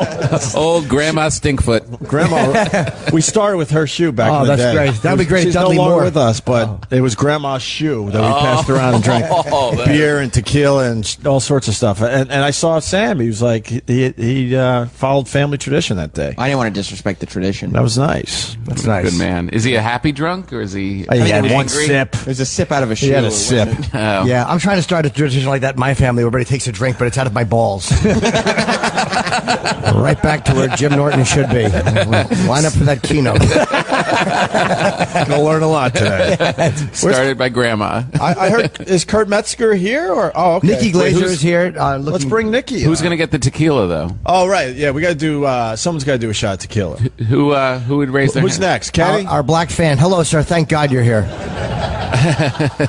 Wow, we got one, huh? Wow. Nice. All right. Good. What's your name? It's Kurt. I am Wooly. No, I know Kurt. Hi, Kurt. Have a Wooly. seat. Willie? Wooly, yeah. Wooly. Wooly, W-O-O. That's correct. And where you from, Wooly? From Montreal, 15 minutes away. Nice. Yep. Nice. You got the weed, right? Not quite. False advertising. That's right. How do you get, Wooly has kind of like... He looks like he's got dreadlocks. the weed. Yeah, a little past the shoulder length. How long did it take you to grow your hair like that? It's been 14 years now. Wow. Now, is there, He's this just is, like meeting police. the rumor is, how do you get your hair like? Because the rumor is that Rastas or whatever don't wash, and that's how their hair becomes dreadlocked. That's a lie, right? That's garbage. You wash your hair. How do you get it like that? You just twist it, and then it naturally happens. It's like you have a big fro, and then you just start like pinching it. And it doesn't smell. No, it's clean. That's another rumor. It stinks to hide. Yeah, you hear all to these hide weird. half. Boy, but they just fucked with white people and told us. Opie, you're thinking of white kids with dreadlocks. Yeah, but Sam's looking at him like, really? I could shower? What do you do for a living, Wooly? I'm like a YouTube personality type. Are you really? Yeah. What's your channel? It's called Two Best Friends Play. We play video games and we talk shit over videos. Oh wow, that was also the name of the YouTube channel the Columbine kids had.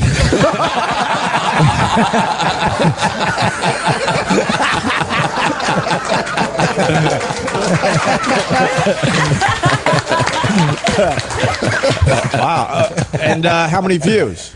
We've got about 450,000 subscribers now. So. Son of a Wow. bitch. We're okay. What the fuck am I doing? That's more people Playing that watch video my games and algorithm. talking as you That's do all, it. that's all it takes? Yeah, pretty much, man. But you got to be clever. It's what you That's do, my except problem. with video games in front of us, you know? What kind of all the latest video games? But Yeah. what makes it different? How do you guys make it different? We get to put up half an hour every day and just, like, I don't know, people like video games, so, you know? It's two guys whose dreadlocks don't smell.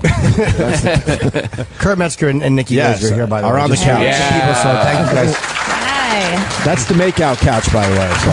Yeah, that's the makeout couch. So right. just letting you know now. Yeah, we had Gabriel and Crystalia together. It Yeah, was hot. boy, Good was luck that following hot. Cheers, sir. Cheers, thanks. They're Cheers, drinking tequila, enjoy. Kurt. Really? Yeah, but that is Yeah. that is kind of fascinating that you go on a channel and you watch other people play games. That's why I'm asking what his angle is, because that sounds stupid. But it's but he has 450,000 subscribers. and he's I'm not really- the only one. That's a real popular thing. On So I'll ask again. Why?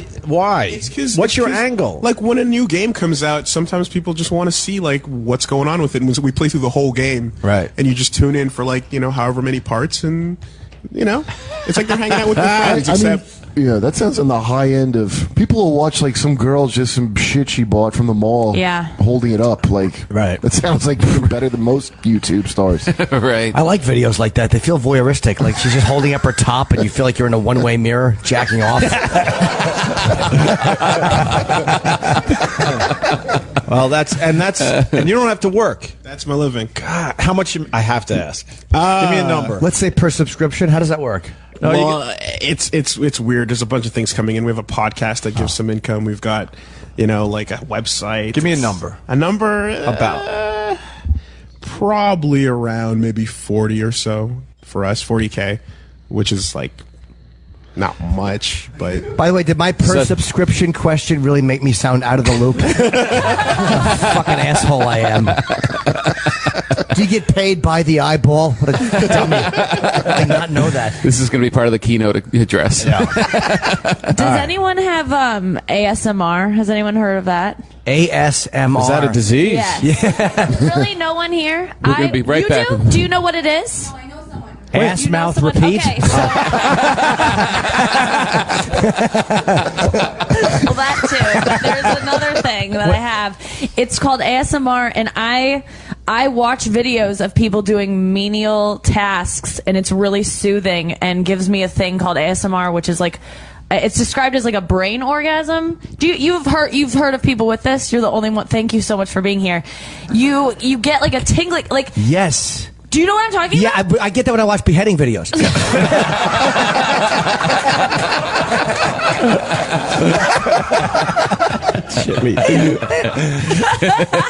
It's so weird. It is I one still of the don't weirdest understand things this. What happens? So it's a thing that I've had since I was a kid. Like if I was getting my hair cut or someone was helping me with my homework and was like being very gentle and like talking to me like this and just like touching my hair or something, I would get this sensation in my like down my spine, this tingly feeling that felt like it's not sexual, but it feels really calming. And there's a way to trigger it. There's like 10% of people get it, I think. There's a way that you can trigger it by watching these videos of girls just being like, now I'm looking through this book, and it's just like a girl for like an hour flipping through a book. And I'll watch these videos. It's like porn. I watch them every single day, and it puts Really? me to sleep like that. And are they making the videos specifically for Yes, that? you type in ASMR, there's thousands and thousands of these videos. There's girls like just brushing their hair. There's it's like they're called whisper videos, and it's just people who talk like this. Oh, that's so great. So creepy. Like if you watch it and you don't get it, you're just like, what the? It's hours of these videos. It's how boring people become famous. Because they're like, I true. can just brush my hair and somebody will watch this. Check it out. She knows about it. Wow. Yeah. Right?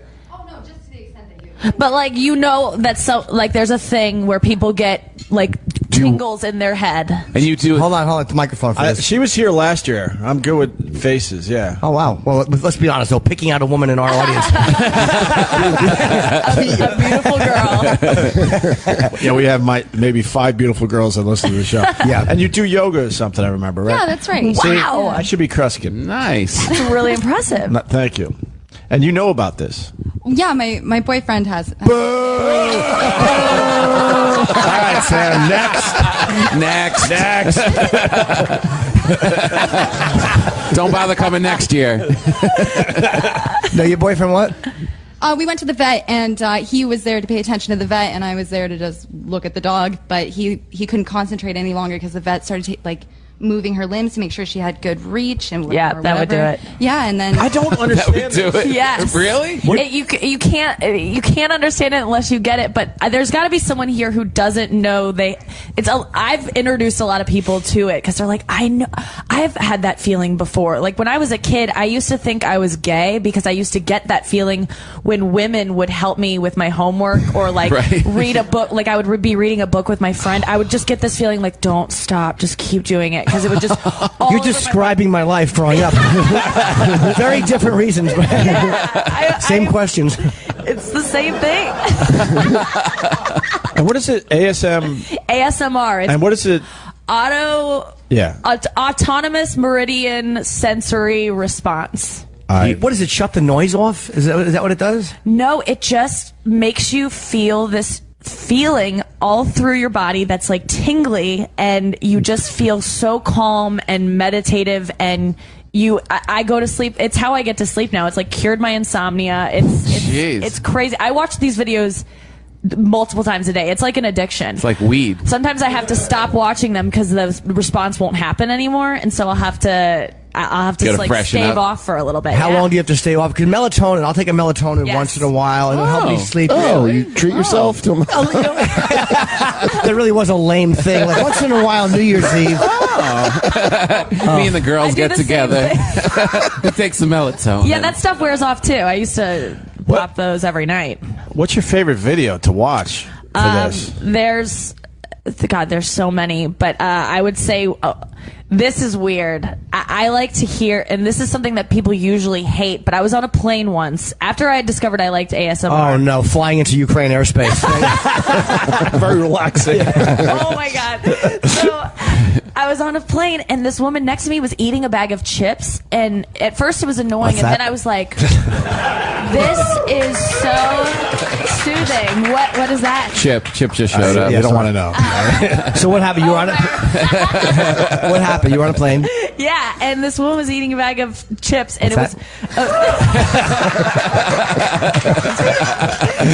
I was trying to sleep, and then I got that feeling, and I was like, oh yeah, like I love the sound of people eating, and so it's a whole subgenre of ASMR is people just filming themselves eating. And Opie hates that. That's the weird thing. Like, doesn't that drive you nuts in a movie theater? Oh, like, fuck yeah. You can't handle the sound. The noise of popcorn in a movie theater drives me insane. It doesn't give you a tingly spine all the way down? You're not following this either, right, Kurt? Have you ever seen Bob Ross teaching painting? That's it. It's That'll Bob make you Ross explode in your panties, right? A happy little tree. I understand the Bob Ross. He was the I'll watch forerunner Bob. of He this. did it for everybody. Well, he's the one that people cite as like when I was a kid, I would watch that for hours He's and the not godfather of understand what I was boredom. feeling. Yeah.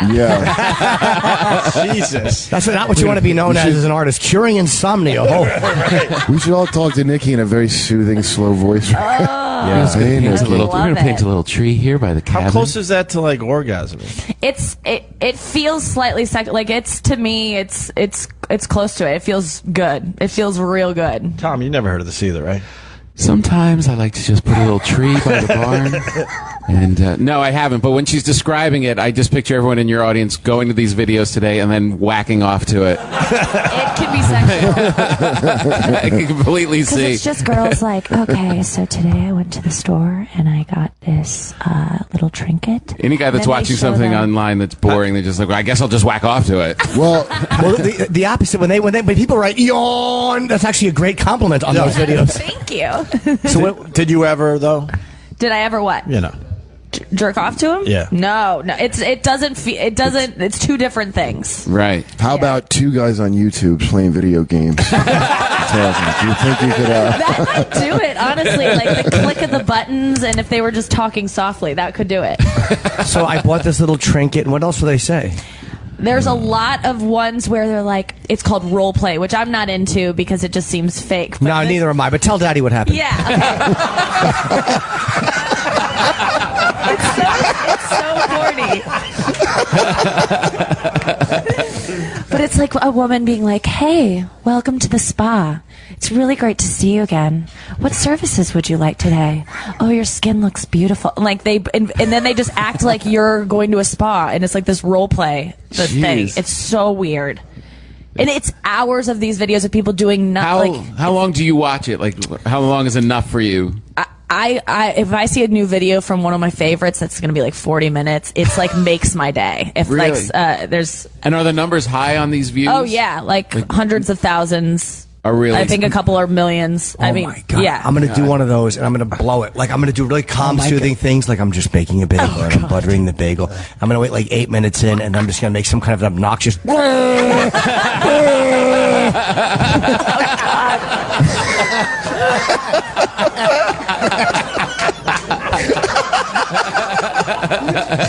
Didn't Chip used to make a lot of those videos? Fuck yeah. That is the weirdest thing I've ever heard. Yeah. I've never heard of that. Well, yeah, never. Between the video guy Tried game, just playing video games, and these people talking about spas, they all have so many more hits than my stand-up that I've worked on for so long. I know. Dude, he has better ratings than my hour got, like, by like 100,000 people. Yes, and the videos she's watching, they're kind of based on your stand-up. I'm kidding. Tom's a brilliant comedian. I'm joking. Get my T-shirt, cut her clit off, coming out. Well, you want some tequila? I don't drink. Nikki doesn't And drink. you don't Nikki drink doesn't either. drink. No, not that much. Oh, We're not now. I sometimes? don't want tequila now. Ugh, I would have been all over that. Yeah? You Really? woke up You and used just to had some drink? tequila? Yeah. When'd you stop? 2.5 years ago. Oh, cool. Oh, really? Yeah. Is there a story behind that? No, it was just I had like a shallow bottom. I was just getting too hungover. I thought it was that you banged DeRosa. That Oh was God, no! rock bottom. I thought you said that was the where you got so. I just remember you got sober right after that. That was my bottom. I have a shallow bottom. Yeah, I know you do. DeRosa. Oh, no real story there. Just decided it was time. Yeah, just to like, well, in my family, I just see it everywhere, and it was only getting worse, and I was just doing things I regretted, and. And DeRosa was one of them? Well, I was getting involved with guys who I would sleep with way too soon because I was drunk, and then I would be like, well, I slept with them, so I must like them, so I would try a relationship, and then I just wasn't really into it because it was based on just one night. Right. So I didn't want to do it So anymore. you're sleeping with people way too soon. Oh, I'm glad you cut that. Yeah, right? I didn't have sex for like a year and a half. It was like impossible. I didn't know if I was ever going to again because it was the only way I could. And then Really? some guy came in and said, "This is how I brush my teeth, up and down." And then I was sleeping. Yes. And this is me putting the condom on. And this is me slipping it off as soon as you turn around. But can you just picture? That happened to me once. Did it really? Really? Yes. One of the Really? first Well, you tell times- your story first, then I'll tell mine. Okay. Just imagine DeRosa clambering on top of her like a Oh, come on. like a missing link fish. Just Joe laying his seems eggs like on her stomach. when Joe fucks, he seems like the type of guy that would get on top and bury his face in the neck, and then lock his fingers under the back skin and dig his fingernails in and just hump angrily. That's actually how he masturbates. While singing Frank Zappa. So what were we saying, Nikki? I'm sorry. Yeah, the condom thing. The condom It thing, happened to you yeah. once. Pretended to put it on. I'm Finished. sorry about that. It's a blowjob. You And should then have known. I found it underneath the pillow after it was over, and I was Still wrapped? out of the wrapper, like really pretended so to put he it fake on. unwrapped it at least. Yes, What an at asshole. least. But like, what a brilliant, what a great scheme, and then what a way to blow it at the end. Like, what a sloppy way to end it. Like, you pull this off, and then you just fuck up and leave it under the pillow. It's Yeah, it was at my parents' house. At my he just left Oh, it. Like no. I wasn't ever gonna find it. well, mom was coming home. You know. Yeah. Get it? It was her dad. Sorry. Sorry. We got Greg Proops here. Yes, as let's well. bring Greg out. Yeah, it's Nikki, gonna- are you promoting anything? Just stay where you Oh are. wait, yeah. I'm doing a show every night at Kurt and I are doing a show every night. Yeah. Catacombs. Nice. At the catacombs together? Yeah. No, I'm doing 9. He does 10:30. Yeah. Oh, Cool. nice. Hang out. We just wanted to make sure. Hey, Greg Hi, Proops, Greg everyone. Proops, everyone. Hey, Greg.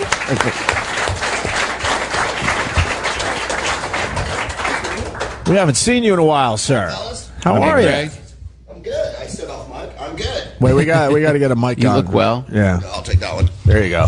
You know Kurt Metzger and Nikki Glaser. Sorry, someone's putting a big protuberance in my mug here. Hang on a second.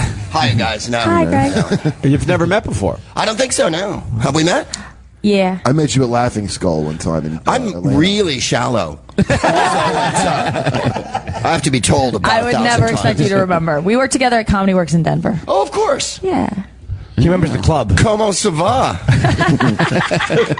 That's why in the business people always say, "Hey, it's good to see you." Like we don't ever want to say Yeah. "good to meet you" because we don't know if we've met somebody before. At least Absolutely. you were honest. At least you And were. I do it all the time too, right? Like people, I'll go hi, and people are like, all right. It's embarrassing. Nikki watches very boring videos on YouTube. What kind? Very boring ones. I bet Greg's heard of it. AS what? I thought you said MR? hairy porn for a second. I was like, That I've gotten into a little bit. ASMR. Have you heard of it, Greg? No. No one has. It's so. What is it's it? so weird. bizarre. It's people triggering a response that a lot of us get where if someone's doing like a tiny task or like touching us gently or describing something to us, like it could be with this coffee cup, they could be like, this is my coffee cup. There's like a lot of tapping and just scratching, and they buy special mics for it, and it's just will be an hour of someone being like, this is a coffee cup, and I'm just like gonna tap it, and you just watch it for an hour and you get this tingly feeling down your spine, and then you fall asleep. It's so weird. It's so fucking What is weird. this called? ASMR. It's autonomous meridian something response. I forget. Like Bob Ross was. Yeah, Bob the king Ross. of this. Yeah. So is it always a tactile thing of someone touching some bizarre It's object? a girl brushing her hair, or it's Wow. someone just flipping through a magazine, or it's just someone whispering about like their day, and it's just like a very gentle. I think it's for people who didn't have loving mothers. Yeah. That's what I've determined, because I got it when when we would have like a mom, like another girl's mom come into the classroom and like help us with our homework, and her bracelets would like jingle, and she would like show me attention, and I would just get it and be like, give me love. I think it has to do with people who didn't get enough love as kids. Your mom wasn't like that? No, Nikki she was Glaser not. is crazy. Yeah, Nikki. That's what we're Nikki's learning nuts. today. Yeah, You're nuts. I think I am. Have you ever made it to the end of one of these videos? How do they end? They're just like, okay, I'll see you next week. Oh, I hope this is relaxing for you. They all end the same way. Now I'm going to put the camera under the glass coffee table. And I'm going to climb up on top of it. Never actually gotten that far. What have you been up to, Greg? We haven't seen you in years. Nothing. I'm mostly largely retired. I live in Bimini now. Thank you, audience. Cocksuckers. I'm here at Montreal doing stand-up. I got my podcast, which I'm doing here on Saturday. I've been doing stand-up all week. Nice. I got a video called Live at Musso and Frank, if you want to buy it. That's a stand-up video. Finishing up a book, if you can believe that. The worst experience of my life, but there you are. You wrote a book. Is it murder or what? It was fun. I like the editing process. The hardest part is when I actually set out and said, okay, I'm going to write a book. Right. And then because I'm not disciplined. We're not disciplined people. We tend to just hate schedules and hate. But I was able to do it, and I loved having a finished book. Like, having a finished book was great, but getting there was a pain in the ass. Yeah. When it'll be finished, I'll breathe a huge sigh of relief. What's it about? About 100 pages. It's just, again, anytime. They're all just Jump getting right in, ASMR audience. from your. It's called The Smartest Man in the World. It's just all the junk I talk about on my podcast. So there's like funk music, baseball, history, shit like that. But writing it, like you say, I'm not.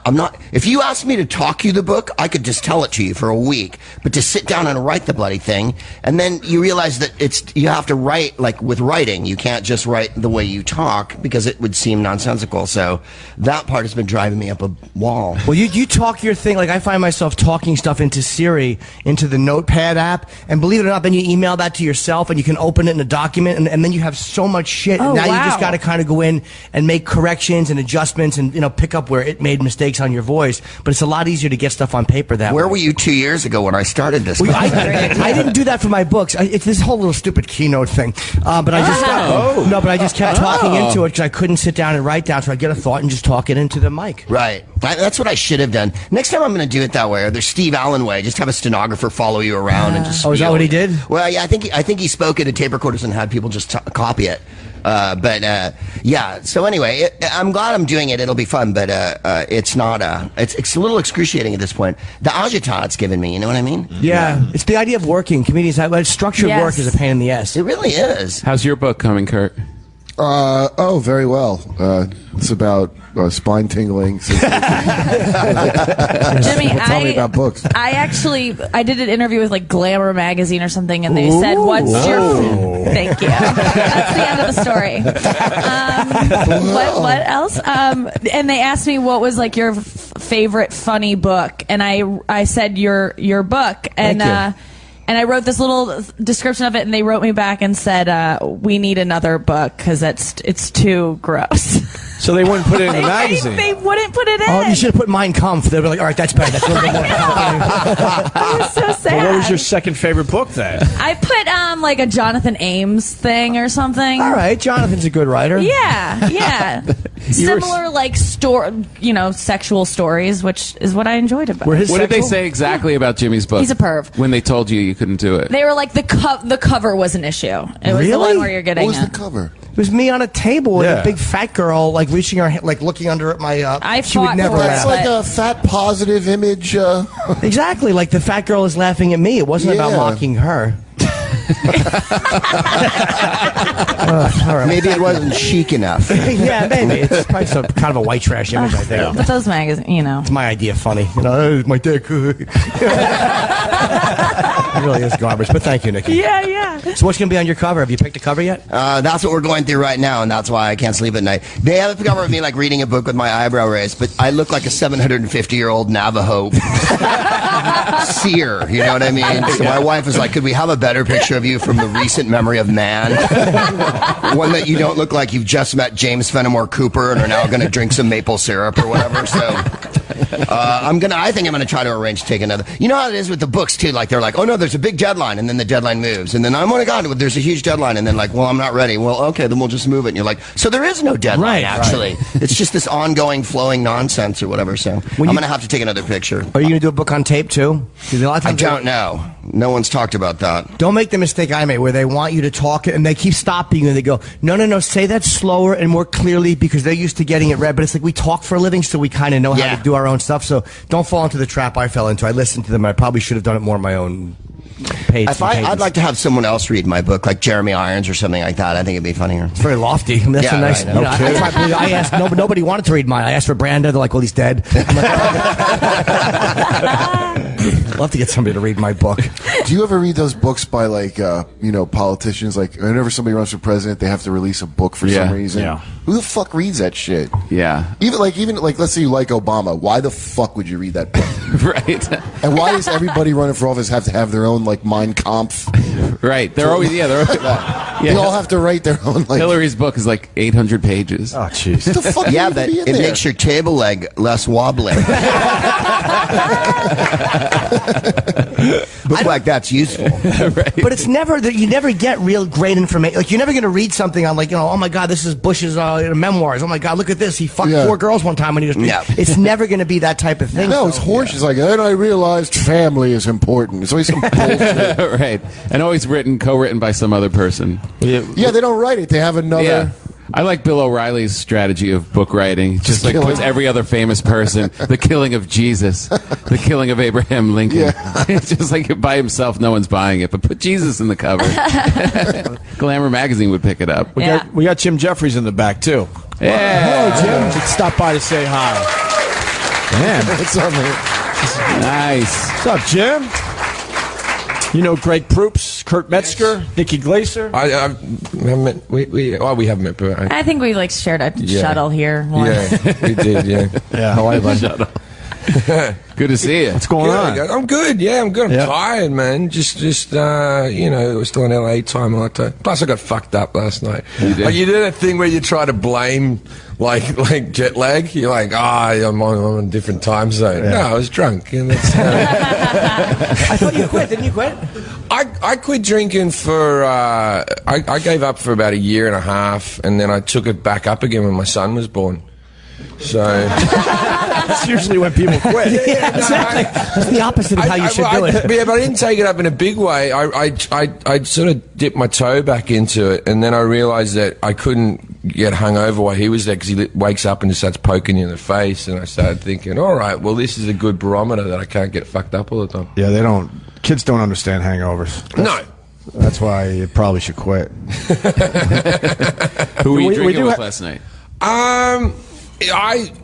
You know, when you come to this festival, you go, I'm not going to drink, I'm just going to network, and I'm going to be really good, and I'm going to further my career, and all that type of stuff. And then you get someone who's like, I'm the head of HBO, and they're like vomiting in an alleyway. and you're like, if I don't drink with this person, I'm hurting my career, so I better get involved. We have tequila here. I'm not crazy. They've been doing shots all morning. The crowd. I don't want a shot. Thank you, Greg. How about you? You drink? I'll do a rail if you got one. Yeah, that's a big. You get that benchmark where you go, well, I'm not doing drugs. Yeah, right. And then you I'm get being like, good. when you give up alcohol, then you start drinking like full fat Coke, and you're like, well, this is good for me because I'm not. You're drinking a bowl full of sugar, and you're thinking you're a health expert. Why do we all just look at each other uncomfortably? I don't know. There's some guilt rolling around the room. We're all just being very courteous. Nobody wants to step on each other. I'm still freaked out by what Nikki Iglesias was telling us. Yeah, I'm freaked out by the fact that Nikki's so comfortable with her legs twisted the way they were twisted. Doesn't that hurt? Yeah. No, I do this all the time. Only women can do this. Yeah. I bet she The can do it. yoga lady too. could do it. Yeah, the yoga lady could do it. Yeah. Oh no. Wow. No, I can't do it. Yeah, I can get close, but I can't do that. Right. It's. Sorry, is this disturbing you? No, not at all. Okay. I just noticed it. I'm not even saying it's. I'm not trying to recognize it. Just looks Can you hear how my jeans rub together gently as my legs curl It's and kind of uncurl? hot in a cerebral palsy way.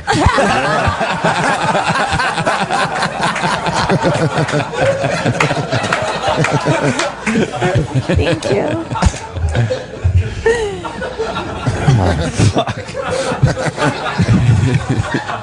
How do you like fatherhood? Great. Yeah, he's a good little fella. I like him. Yeah. I've actually. You should you're being sincere, but no one ever goes, you know what? I hate it. I'm going to stake him to a hill. No, I took to it a lot better than I thought I would. Yeah, I love being a dad. How old is he? He's 17. I've just admitted it. No, he's 20 months. I'm still at the stage where I talk about it in months. Yeah. Right. Because, and like people say, why do you do that? Talk about it in months? Because a month makes a fucking That's a difference. huge difference. You know, all of a sudden, like 1 month he couldn't speak, and now he can speak, and then he couldn't walk, and you know he walks. And, you know, these little bits and pieces. Yeah, that's good. Children, Greg, or no? You have no kids, right?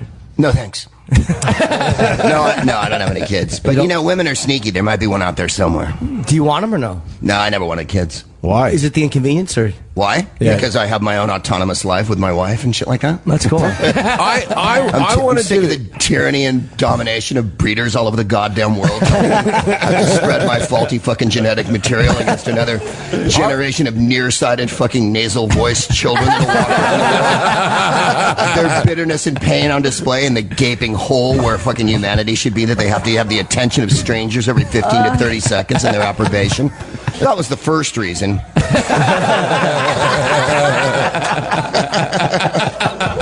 I wanted to be a dad. I was excited when I knocked my girlfriend up. Bobby Kelly too. Some guys just wanted. Opie wanted kids. It's, just like, it's good if you want them. Yeah, I really wanted them, but I do now. You know, it's one of those weird things. I don't know if I'll enjoy it as much when he's a teenager.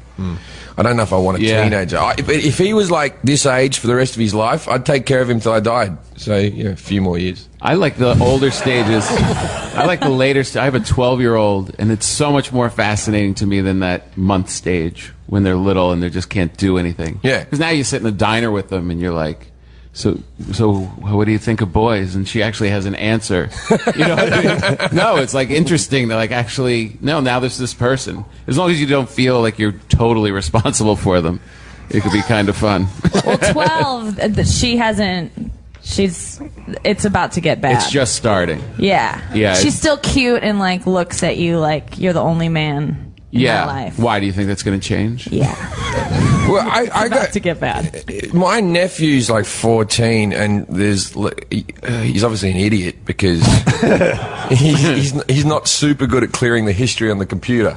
Oh, really? Like that's got to be like the thing that you learn from being a child these days, how to clear your history. Right? That's how you keep relationships going.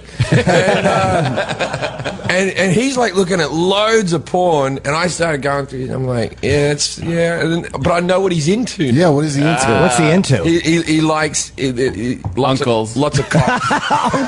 He likes it if there's one girl and a lot of cocks is a big thing for him, which I'm also a bit for as well. You're partial to that as well? I'm a bit like that. But I believe, okay, I'm 37. I believe that I'm the exact worst age in our society for fucking. The worst. Because the generations before this, so the swing 60s and then the 70s was all about free love, and then the beginning of the 80s, and they had the pill, and people were like, we don't even have to wear condoms anymore. We can just fuck each other. And then I turned 16, and literally the day I turned 16, the news went, AIDS! Right? And they went, AIDS and Nirvana. So, like, everyone had AIDS, and the girls were wearing flannelette shirts up to the neck, and I'm like, just wandering around. And so if you wanted to fuck a chick, you tried to get one that was like 6 years older than you because they were a bit more experienced. Now my nephew's generation are all like, AIDS isn't that bad, and they're watching porn all day. And like, so all the girls are like, oh yeah, threesomes are like a normal thing. Don't worry, just don't leave it in me. And you fucking 18-year-old girl now, you're like, wow, they're teaching you shit.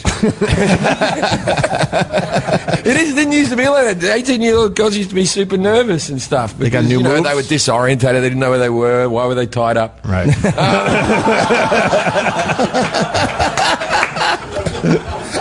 I'm starting to think I really liked when my daughter was like 20 months old. So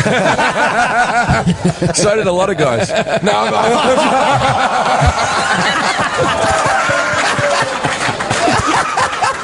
Wow.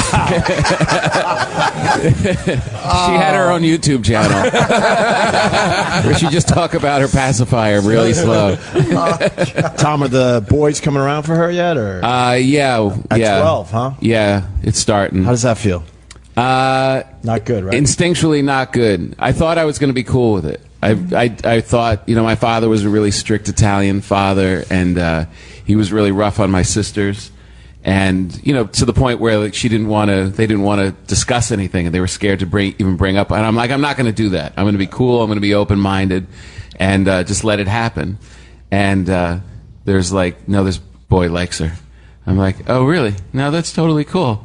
And then I got her cell phone, and I scroll through, and I see some messages from him, and they're just like, hey, I really liked that movie. Did you? No, I thought it was lame. LOL. And I'm like, fuck this kid. He's going down. But wouldn't you hate him more if he didn't like your daughter? Like, you wouldn't want that creep in your house, like a guy who didn't like her. Right. So there's only two options, right? The boys who like her and the fucking weirdos that don't. Yeah. That's all you got. Yeah. No, and he's like, he seems like a nice kid, whatever. But I don't even want to go down that road of evaluating this person. It's just like, you know what I mean? Like, no, he's cool. It's okay. Because I don't even want to let that in. Why don't you just bring him out of the house and scare the shit out of him? That must be one of the joys of being the father of a daughter. Like, yeah, it's it's hard being a comedian because it's just like, you're not serious. It's like, you better be serious. You better take care of her. I've seen your specials. I don't really respect you. Do you do? You're gonna have that day where she comes over, Dad. This is Jerome. Oh no. You were saying, Nikki. Yeah. Do you? When's the sex talk? Is that your job or your wife's? The sex talk is like at 8. Like, really? Yeah, it's like 7, 8 years old, and it's my wife's job. It's my wife's job. How It first goes a book because we have a little one also, and she's going through it right now. Where my wife lays out the book. She's like, "This is about like mating and stuff like that." At 8, and they just leave it. That's crazy. And so if you want to, is it a pop-up? Gotta be the best. Right there. Scratch. They ask cute questions. Why is there a garden sprinkler? No. Is there a scratch and sniff section? Fair question. What's the name What's the name of the book? I don't know. I've never seen the book. I don't know the book. All I You know don't want to know about the book? All I know is I know exactly because they leave it and there's no pressure for them to read it. You know, she just leaves it, and I just know the day that they read it. I know because they just come into the kitchen and look at me like, "Oh, really? You're not just about fun and ice cream, huh?" The book is called It's Totally Normal. Like, that's what it is. It sounds like something It's a pedophile wrote. My friend. Just relax. Yeah, It's cool. they don't know what love is.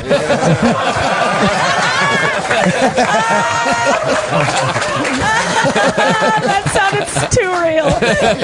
Don't tell nobody. It's our secret. They'll be so mad at you. I remember my much younger brother. I remember his first girlfriend he had in high school. There was this Polish girl, like a lot of brothers, and one of them took my brother aside. He goes, "Hey, Ryan, my sister's a virgin, and let's just say she better be that way on her wedding day." Like, he gave him like a talking to. Oh, jeez. Yeah, what kind of weird Guido? What are you gonna check, dude? Why would you give a shit? I had like a friend that. When my sister was in college, I had a friend like her age that like made out with her years ago. He apologizes to me when I see him still. Like, I give a shit. Like, you think I guard the pussy of my house? Like, that's like I don't care. Yeah, that's the arrogance of a man. Is like that you think that and I really don't want to be a certain kind of man. Let's call them Arabs and Guidos. But they're because then you start evaluating what you did at that age and stuff, and you're just like, it's just going to happen. So it just I didn't do anything, man. I was a church kid. Were you really? I was a Jehovah's Witness. I wasn't doing any of that stuff. Oh, right. When I watched those movies, like, we got to get laid this summer. Like, I was way over my head. When did you do stuff? Like, I was like 20, man. Wow. Yeah, Really? I was in college. I was a 14-year-old exchange student in San Diego, and girls in Australia, like, for 2 months of my life, right, came over here, and I couldn't get an Australian girl to even fucking look at me. But Crocodile Dundee was in the cinema. Yeah. That's right. That was the height. Australia was like the thing. You were watching like Yahoo serious movies. Wait, and who was the guy? I fingered a girl in a week. I hadn't even kissed a girl. I went from not kissing anyone to kissing and fingering in a week. Yeah. God bless America. Yes. Yeah, did you ever send Paul Hogan a royalty check? Well, see, this is the weird thing about it. It's like when you're 14, you don't meet foreign people that are the same age as you. You meet like your parents' friends might be, but you never meet like a kid that's in your school. So like word got around. I remember like we were reading class. You know when you go around the class and everyone had to read a bit. You know, we're doing like a Scalabra, and one of the girls was like, "Miss, can we see if Jim can read for us, please?" Like that, right? And I was like, and then Arthur pulls the sword from the stone. And girls were getting fucking wet. I'm telling you. And I was like, I never even had a girl look at me. I was too excited. That's why I wanted to move back here the whole time. Paul Hogan helped me get laid from Crocodile. I used one of those lines. Now this is a knife. I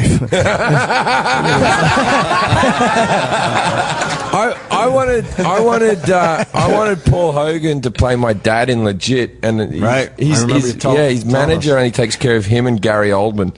That's his whole roster. Wow. It's pretty Paul good. Hogan. In the end, we got George Lazenby to play my dad, who was my God, yeah, fuck. who was James Bond for one movie. Yeah. I'll tell you a couple. Okay, so I first meet George. Wait, Lazenby. you couldn't get Jocko from those Duracell commercials? Well, George Lazenby voluntarily didn't he get himself pulled out of the Bond movies on purpose? He was booked to do 7 Bond films, and he thought that it was too stuffy. He was coming into the 70s. He was basically the best looking man in the world in 1969. He was the #1 male model in the world, and Sean Connery was asking for too much money. So Lazenby just went. They just went, we'll just get the best looking cunt on earth. And then they went, all right. And they bring George in. George, He had a kilt in that one, right? I met George on the first day. I thought, he's like 76 or something. I thought I'd be respectful or whatever. But then I went, hey, George, you ever fuck a Bond girl? Right? And he goes, easier to tell you which ones I haven't fucked. And then he goes, He goes, they all come to the conventions. He hasn't fucked them in their prime. He's fucked them at a Comic-Con in a Motel 6. Yes. Oh, great. Okay, so at one stage we're mates. So John Ratzenberg was Cliff Clavin from Cheers, played another one of the dads in the show, and then George Lazenby played. And so I'm sitting in between Cliff Clavin and James Bond, and they don't really get along. And John's making an effort to fucking. Right. And by the way, we figured out girls you could fuck and girls you couldn't fuck on set. This was the rule, right? If the girl knew John from Cheers, then she was the right age. If she knew him as Hammy the Pig from Toy Story, too young.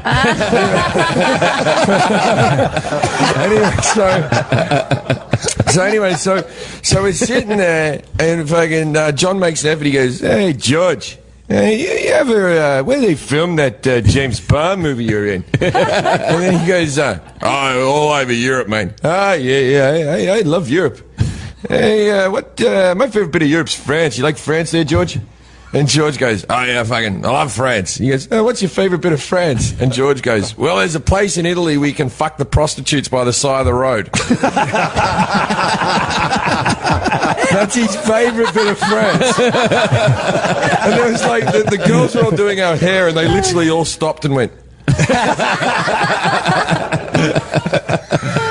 Wow. Does he regret not doing the Bond stuff or no? Oh, yeah, it haunts him to this day. Good. Yeah. I hope so. Well, he showed up at the red carpet for His Majesty's Secret Service, and he'd by the time they were ready to do the red carpet, he'd grown a beard and long hair and started to look like a fucking hippie. Right. And they were like, you got to go home. Our James Bond doesn't look like this. And he's like, fuck you, you can't control me. I'm a movie star. And that was the last movie. Worked out for him. He was a pallbearer at fucking Bruce Lee's funeral, because the only movies he sort of did after that was he'd play like the white sort of ninja villain who'd come in with a big tash in the 70s and that sort of stuff. Yeah, he was James Coburn, I think. Steve McQueen and George Lazenby were the pallbearers, yeah. Wow. Why didn't Paul Hogan play your father? That's a good question. Why What the hell is Paul he doing? Hogan done anything? That's what. He's just. What Why was his didn't- answer? what was Gary Oldman He just doing? got divorced from Linda Kozlowski, Yeah. and he'd hit the sauce a bit or something. These are the rumors that I'm spreading. Oh, okay. All right. Yeah, could have gotten Gary Oldman. He's a good actor. Yeah, We not love unless Gary Oldman. just make sure there's no Jews on the production.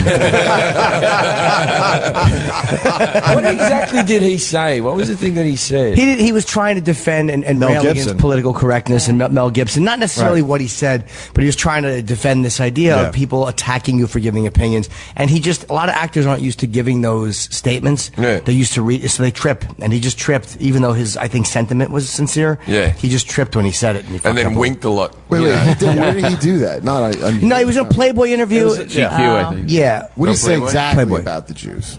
How they run Hollywood, but he wasn't saying it like Don't?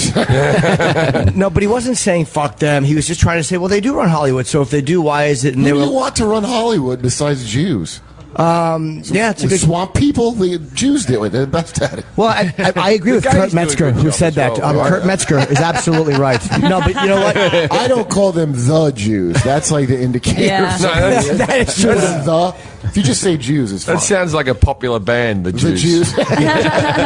Yeah, I don't think he meant it to be anti-Semitic. But whatever, we're going to take a quick break. Yeah, we gotta Ron take White's a break. coming, so everyone's hanging out. We're staying, right? can hang. Greg, you hanging? Yeah, sure. Why Kurt, not? Nikki, We're here right? at a festival. Yeah. All right, Okay, it's Jim cool. Jeffries, Greg Proops, Kurt Metzger, and Nikki Glaser. We'll be back with Ron White. More Opie with Jim Norton. More Opie with Jim Norton. Live from Just for Laughs Montreal. Coming up next. Live from Just for Laughs Montreal. This is Opie with Jim Norton. Now we're getting to the bottom of that. Are we on? Yep.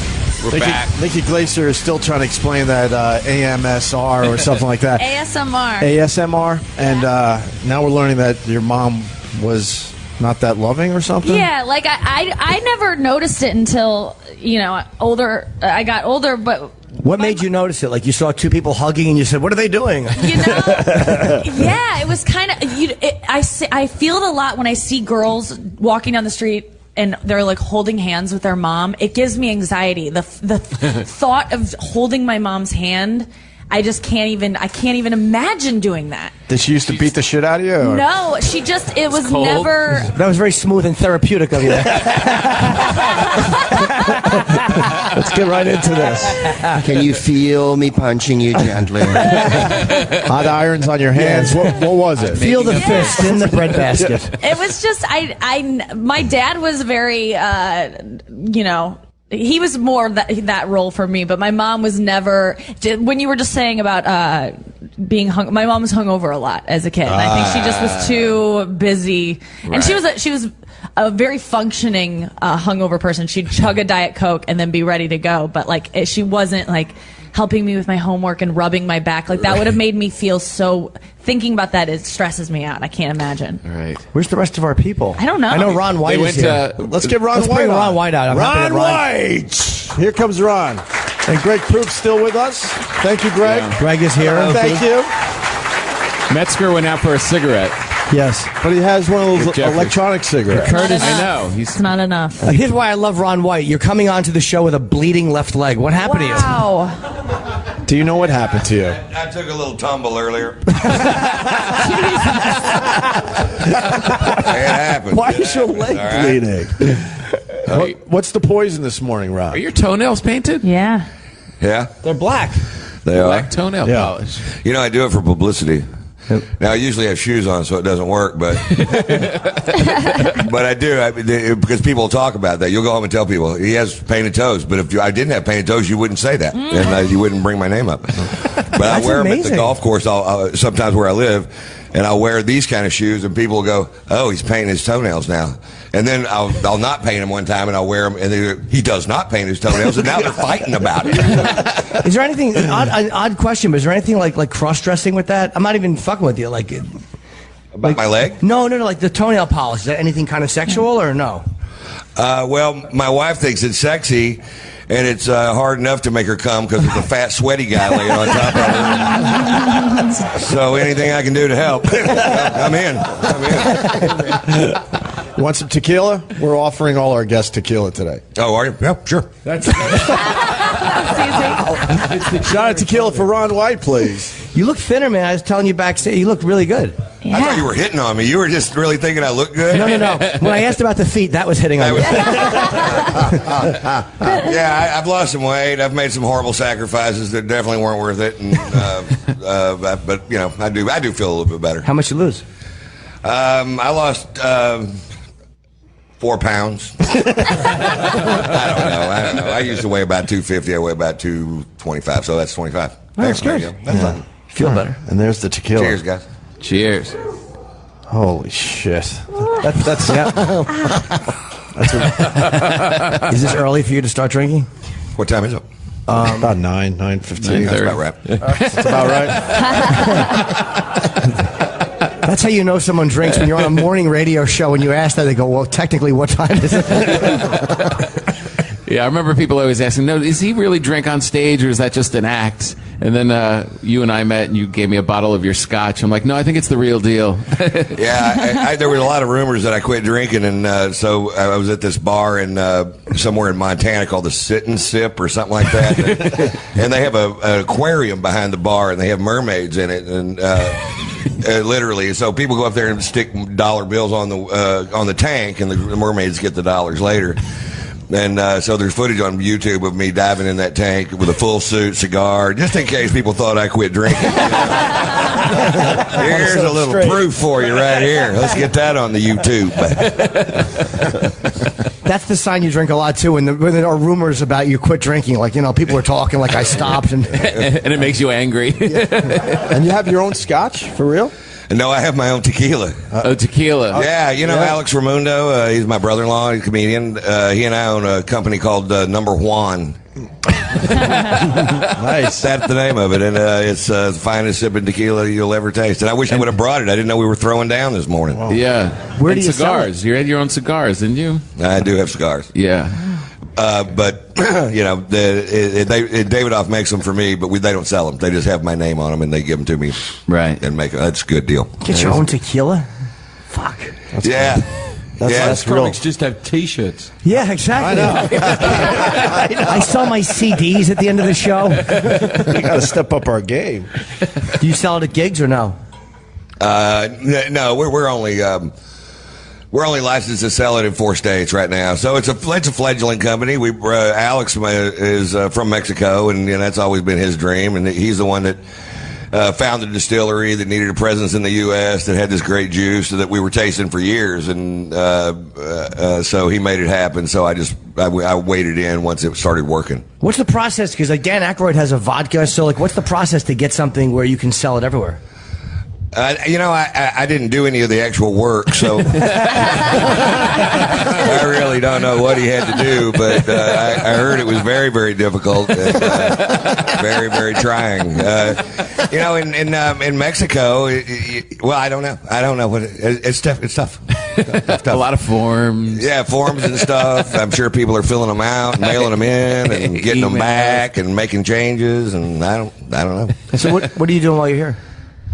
Here in Montreal, smoking the local, and having a good time. I did set last night at Club Soda, blast, and I like to come back and support the festival. They did a lot for me early in my career, and it's fun to come back and do short sets. It was kind of weird to go out and do a short set because now I do an hour and 20 minutes every time I walk on stage. So to go up and do 10 minutes is a kind of a weird thing. You kind of have to learn how to take off and land real quick instead of just lumber into it, which is what I like to do. You're legendary too, though, because Ron made so much money, and it was like you would still do comedy clubs and have a tour bus outside. Like you were like legendary. Like fucking when he took off, he never slowed down with his lifestyle.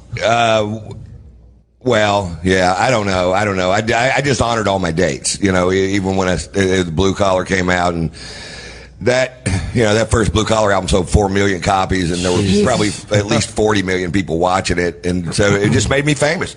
I did stand up 16 years, nobody gave a fuck, and all of a sudden, it was a big deal. It caught, and I never really saw it coming. I really didn't. I saw it happen to Jeff Foxworthy, standing right next to me. He blew up, and I still never thought it would happen to me. Yeah. And I was just as shocked as I could be when it did. And but I had a bunch of comedy club dates on the books, and so I would do a theater one day for 3,000 people, and the next week I'd be in a comedy club for 9 shows. And wow. But that's where I learned how to do this. So I still go do it every once in a while. Yeah. How about you, Jim? Are you still doing theaters? You been on the road or no? Yeah, I'm doing theaters, yeah, but I haven't honored any of my club dates.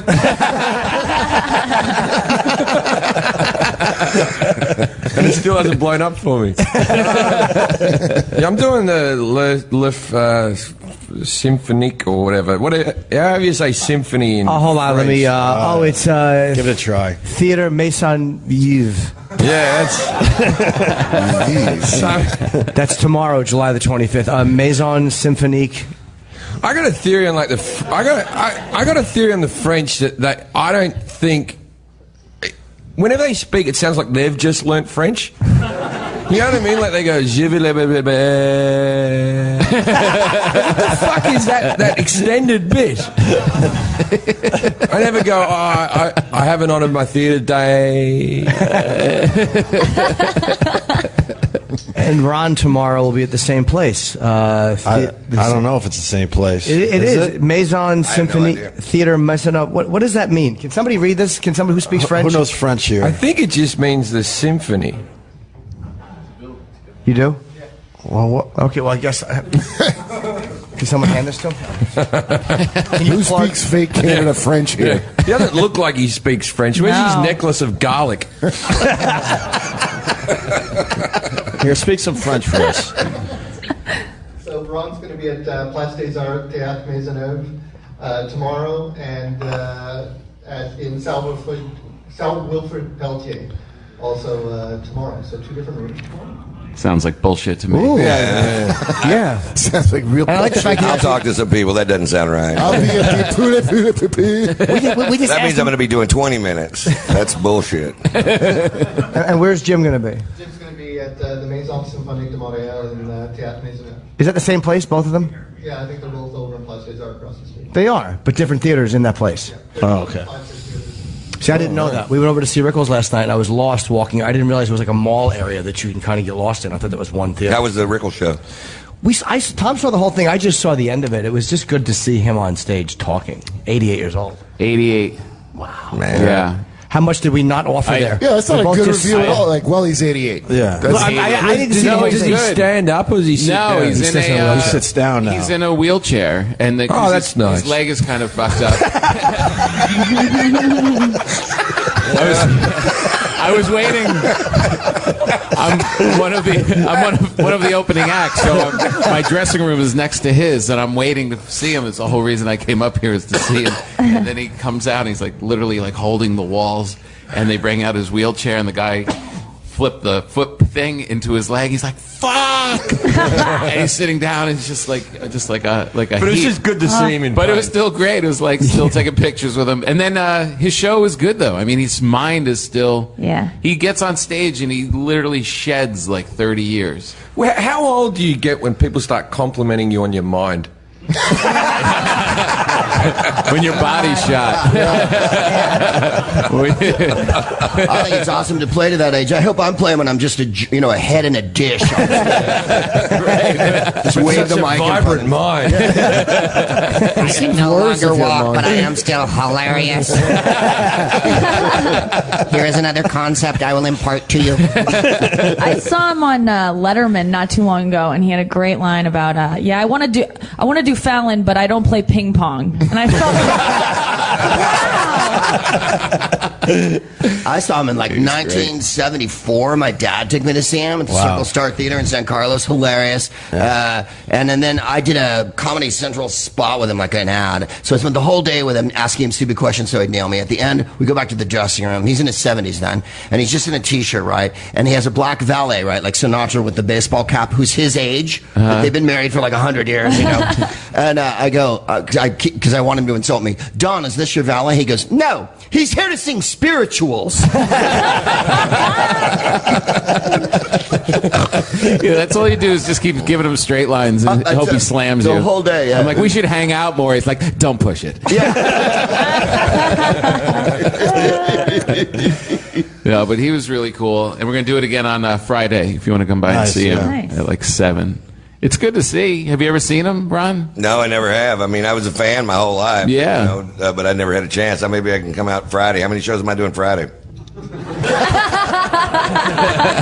According to the French guy, one. The best part was him editorializing on your schedule. He's like, well, he's doing 2 in one night. That doesn't really seem right. Like, let's see what you're doing Friday. I don't know. There's too many fucking papers around. I think that was Friday, that you were talking about. That was Friday, so I don't guess I can. But well, you probably do. He's probably working on the same. He'll probably be at the Hyatt bar getting smashed. Does he Being still wheeled drink? around. Yes, he does. Yeah, he was drinking vodka in the That's backstage. good. I always love I love Yeah. an old person who's drunk and smoking. You know, I got a friend who's like 400 pounds, and I went to his 50th birthday, and I go, good, that's an achievable goal now. I can reach that. think If you this can make cunt's that not now? dead, you know, I'm gonna be fine. Yeah, but then you'll be standing around, like, looking at his casket going, it seems like only yesterday he was 50. Like, well, it was.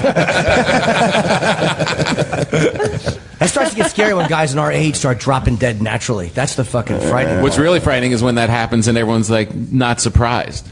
You know, it used to be like if your friend died, it'd be like, oh, he was so young. Now it's like, yeah, he should be dead now. Fully expecting it, right? Or when people ask you how old you are and you tell them, like, I'm 46 now, and like they're not shocked. Like, you kind of like, you want them to go, like, really? You look like... I had someone tell me recently, and I wanted to strangle her with a fucking cord. She goes, you don't look any older than 38. I'm like, oh, fucking die. It's not a compliment. It's humiliating. That's why I tell people I'm 73. They're like, you look terrific. But don't you find, like, with losing my hair, I started, every year my haircut becomes more plausible. Right? Like, because I lost a lot of hair, like, in my late 20s, and now my early 30s, I'm losing a little bit more. Where are in you my late losing it? 20s, I I'm can't losing see it No, either. it started growing back. It's really arrogant. It started growing back. You take shit, you take stuff. I'm on Propecia. No, yeah, there you go. I think it might fucking- work. My sex drive went to shit, but you got a full It's head that of hair weird again. thing that your sex drive goes to shit, but you're better looking. So more people Right. want to fuck you, but you want to fuck them. What's it do to your sex drive? It lowers it, but I got a kid now. That would have happened anyway. You know, it just lowers it. Some people have erectile problems with it. I don't have that issue with it, but I hear it can be permanent. Like you can get off it and it will still. Well, it's a prostate you drug. need to take it every day. It just blocks the chemical that makes your hair fall out. Is that all it does? But like the impotence can be permanent. Oh yeah, that can fuck you. Yeah. Yeah, which is ironic term. Yeah. That can try hard to fuck you and then apologize. Who hasn't been through that explanation? Well, I took Dramamine because I flew. You know what I mean? You ever have a guy lose an erection with you? I'm talking to Kurt. Never one time. Only one time. No, sir. No, I don't think so, actually. Wow, that's a lot of pressure. When you say lose, you mean had one and then it went away, or just never had one? Or like couldn't finish? No. I couldn't finish. Fuck, I can't finish by myself sometimes. Okay. Yeah. This is the thing, is like women sometimes are like, oh, you couldn't finish, and then if you come too quick, you come too quick. Like, I'm sorry, there's this sweet spot for you that you're happy with, but I can't do everything. Either I come too quick or I don't come at all. But premature ejaculation, what's the fucking deal? I love that. Yeah, come too quick, do? then what do you do? Oh, do it again. Too long. Because when it takes too long, it's just like when it happens too fast, you almost feel like, oh, I'm so hot, like you couldn't help it. It's like flattering. Yeah. What is it like when he just can't come and he's just like, come on, look the other way. Look. Stop talking. It sucks when you can't blow a load. It's fucking awful. Oh, it's the worst. It's like when you're on coke or something and you're masturbating and your cock's all beaten up and fucking chafed. Yeah. You're just laying there in a puddle of your own sweat and the fucking sheet looks like the Shroud of Turin. I've been there, dude. What's the worst thing you jerked off to on coke? Because it's a pretty depraved. A child. I didn't see that coming. He said two, not on. Sorry. You get a little darker with the porn when you. Yeah, on coke. I fucking sought out because I was so coked up. It was like a horse porn, but not like by accident. How you can easily see that. Like I premeditated. Like I want to see a human woman and a horse right now. What happened? You were doing lines and Seabiscuit was on, and you're like, Those Brazilian ones where the chicks are way too hot to What be a is it fucking like? horse. Imagine how embarrassed everyone else at the Kentucky Derby was. Whenever the horse porn happens, though, that wad of cum that falls out after the horse comes is like that's ruined it for me. I've never made it that far in the movie. I come as soon as she blows him and I stop. Before that, it wasn't gross, and now I'm like, that's ruined my scrambled eggs. Is what that's ruined. That Asian girl has ruined her reputation. Is she just blowing the horse, or because that could kill you? There's one where a guy just has it in the ass, and he died. Mr. Hands. Right, Mr. Hands. Yeah. Yes, Kenneth He dies Pinion. later, and that's when I came. That's an urban legend that you came. That's a good question. The creepiest thing you've ever jerked off to? Any Ron comment? I'm curious. You know what? I come on command almost. It doesn't take anything. In fact, back in the day, one time I was staying in this hotel in Sausalito or Sacramento. And it was an old school thing where you swiped your card on the phone there to rent movies. And I rented this porno movie, and then I turn it on, and it's not on. It says enjoy your movie, but it's not on. And I'm like, God damn it! And I can't wait. I can't waste $7 at this point in my life. And so I called down there and I said, hey, I rented a movie and then and nothing happened. And they said, well, we'll send a maintenance person down there. So knock. And it's a chick. And she goes, oh, what movie did you rent? And I was like, Castaway. And then she goes, oh, it's just on the wrong channel. Click. I'm like, I don't even know how I got that rating. Jesus, I'm offended. Awful. Is that Tom Hanks? Jesus. Yeah, Tom Hanks didn't seem that alone, did he? Yeah. All kind of people on this rock.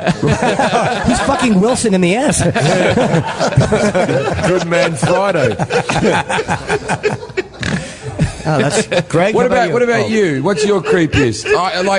You're going to top everyone. So No, not really. I mean, I think once you go child, it's really hard to kind of go. I never. That was a joke. I know. By the way, I'd like to confirm that was a joke. Yeah, no, I actually like this cuckolding stuff. I'm not as crazy as you think. Like, I like the idea of a regular guy just filming his wife fucking somebody else. Like the guy's holding the camera. Yeah, I'm into that as well. I'm into that as well. Yeah, so there's something hot about. But I don't like when the husband then comes in and no. He's done something wrong. He shouldn't be allowed to do that. That's right. The scenario. I like it when it's like you. Like I also like I always stage where like a guy's tied in a chair and then like 10 black guys come and fuck some chick and. You do like that, or you don't? I do like that. Yeah. Big fan of that art. I like that deal where the cab driver fucks those girls in the back seat on YouPorn. You ever watch that? No, that was Ben Bailey's show. Yeah. That was a rape report on the news. No, I never heard that. I never saw that. You don't watch YouPorn? You don't? I do, but I like that's a fetish I never. It's Bang Bus, right? Bang Bus. No, it's called. I like the casting couch stuff as well. That's my favorite. I like a bit of backstage. Yeah, right. If I can't see the fear in the girl's eyes, then I don't. It's real. Right. It's not real. It's gotta be. They can't there are a act lot good. that aren't real, but yeah, exactly. They can't act that. Oh yeah, you can tell if it's real or not. You definitely can. Yeah. And there are some girls where you just see them. It's so fascinating to me that a girl walks in thinking she's not going to do anything. This is just an interview, and then they talk her into like maybe taking off her shirt, and she's like, "Okay, I'm okay with this." And you see it, like she's like, "I can do this," and 20 minutes later, she's getting fucked in the ass, and it's just they It's slowly. fucking great, is what it is. Great, it really is, because it's so calculated how he gets her to that point. Like each thing, he's like, well, you know, they're going to need to see that you can do this, and she's not getting paid any. And would you be interested in making $5,000 a day? And she's like, yeah, that seems good. You can just see it in her eyes, like, oh my god, yes. And nothing. Like, do you like sex? It's like, sure, yeah. Yeah, a lot of them don't even masturbate. Like sometimes they're not even really that into sex, and then they just end up. They just want to be famous, and it's just so sad and heartbreaking. I'm telling you, it's so not great. real. Well, this is great. It is real. A lot are not, but there are some that you can't. These What's girls the are real not. one? Tell me the real one. I love it. I The love guy, it. the Casting couch is not real. The guy's face. Kurt, why are you ruining her thing? It is real. No, it totally is real. Kurt, it's Casting real. couch is. Casting couch is real. Yeah, it's real. Yeah, Yes. backroom casting couch is what it's Backroom called. casting. That one's real. None of Now, the what other about ones are, Ford Hammer? Was that real? I just find it weird that in America, so prostitution's illegal, but pornography is legal. So basically, prostitution's legal as long as you make Dave's in the corner with a camera. Right. Like that's Yeah, as long as both people are getting paid and there's a camera going, then it's legal. Yeah. Yeah, I've said the same thing being let out in cuffs many times. Like, you know, how coming through is a camera here? I thought it was in a movie. How about you, Greg? I mean, you don't really talk a lot about that in your act, but is there a porn thing for you or no? Well, I love seeing people degraded, so it's awesome. No, I mean, I watch porn like everybody else. I don't have a particular predilection. The whole animal thing leaves me a little dry. I prefer attractive people. That's my problem with porn. When the dude walks in and he looks like Ron Jeremy, I'm like, well, there goes the night, you know? Yeah. I don't exactly celebrate, you know, I don't want to see someone uglier than me. Oh, I like to see ugly men and good-looking women because that gives us aspirations. Also, I don't like all the hitting and slapping and, you know, hey, you fucking... That's like, I don't like them that. talking. That's why I don't like professional porn stars. They make those stupid fake noises. Yeah. Like the cuckold amateur. That's the good. I love a good... When you can see a husband, like, in a fucking mirror holding a camera, like, jerking his own dick, you're like, oh, this fucking rules. Is that... I got to get out of here. Is that something you would enjoy in your real life, to see see a guy fuck your girlfriend? Or I have seen that. What do you oh mean, right, like but so I said all that shit. you've just watched it? Not in person necessarily. Well, Okay. with one ex, I fucked with a buddy, and then with my girl, she fucked a guy and gave me pictures of it. What is that? Gave you pictures of okay. Hot. That's what that is. No, I don't get that. While you were still with her. I don't get that having another guy. I wouldn't mind, but my girlfriend has emotions. And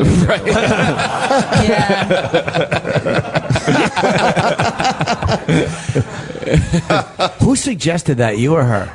What? That she came up with? I could bang other people. That was her idea. No, she said I want to bang other people. Does she want you? She has, yeah. But she. Does when she I met want to my know girl, details? Yeah. Did you get jealous?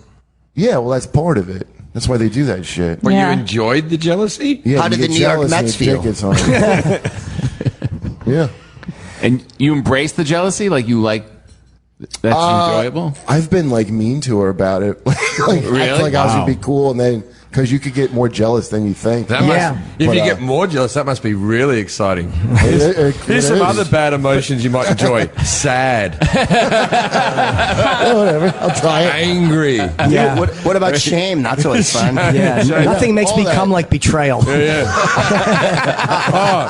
do you? I did a pile of regret on my stomach this morning. How do you let go of the jealousy, though? Yeah. Yeah. How do you let go of that eventually? Like I outscore her by. My girl was a virgin when I first met her. Like she had never been with anybody. So like, yeah, I was like, she doesn't have to just be with me or. Does she get jealous of? She can, but she's mostly. I mean, she's pretty cool about it. I've definitely fucked more other people than she has by a lot. Like But a lot of margin. how do you get rid of the? That's a fair question. Like eventually, you Just got to bang get. her? What do you mean?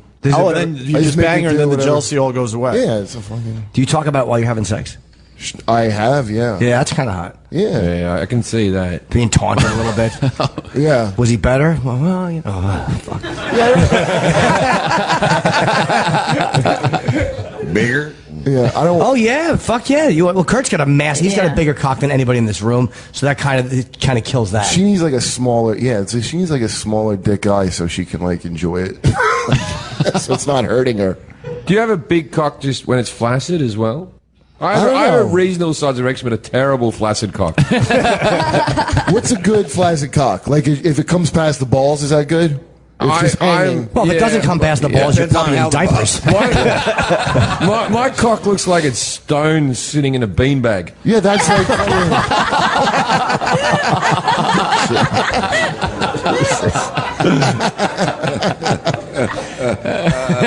Yeah, well, it's like a lot of shaft, but like on mine, but like the helmet's too small. I don't know. Ew, is it really? So yours Yeah, like like shaped my, like an my A? dick was late and picked up the wrong helmet at the last. It's weird. Oh no, it's like you fuck. It's like Laurel and Hardy cock. Yeah, it's like a tube of toothpaste. So it's like a wedge. Yeah. Wow, we're really getting. Wow, to the no bottom wonder of she wanted to things. fuck other guys. So, Greg, where are you appearing?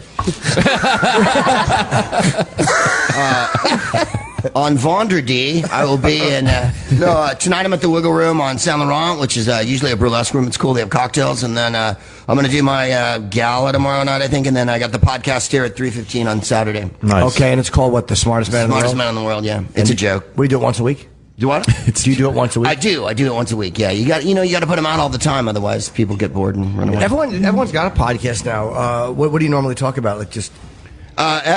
Whatever's going on, and I spiel for like the first hour, and then the second part's the boring, preachy part where we do politics, and then I take questions at the end. So it's usually my predilections, which is the same thing: weed and funk music and shit like that. Oh, okay. Nice. And Ron, you got your shows tonight, and I guess what RonWhite.com. Let's get everybody's plugs out. Greg Proops on Twitter, GregProops.com. Right.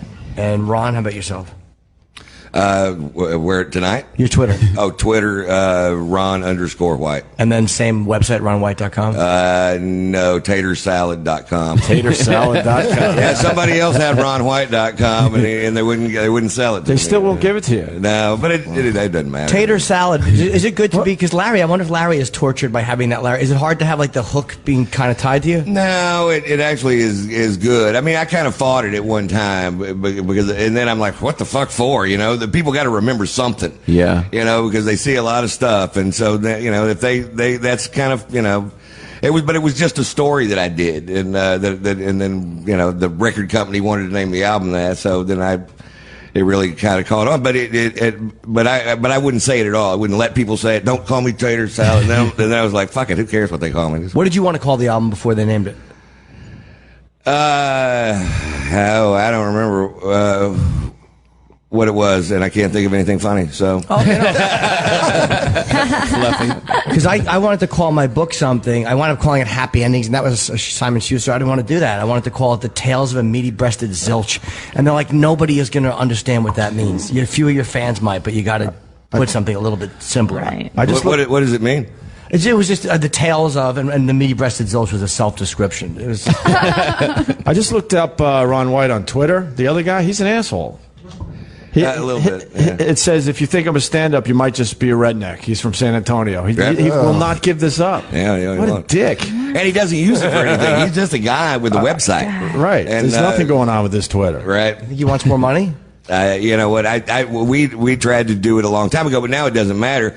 Because if you Google Ron White, you're going to get to me anyway. Sure. Yeah. Way before you get to him, and you'll figure out which one's not him or not me. So it's easy. And how did they get the tequila, too?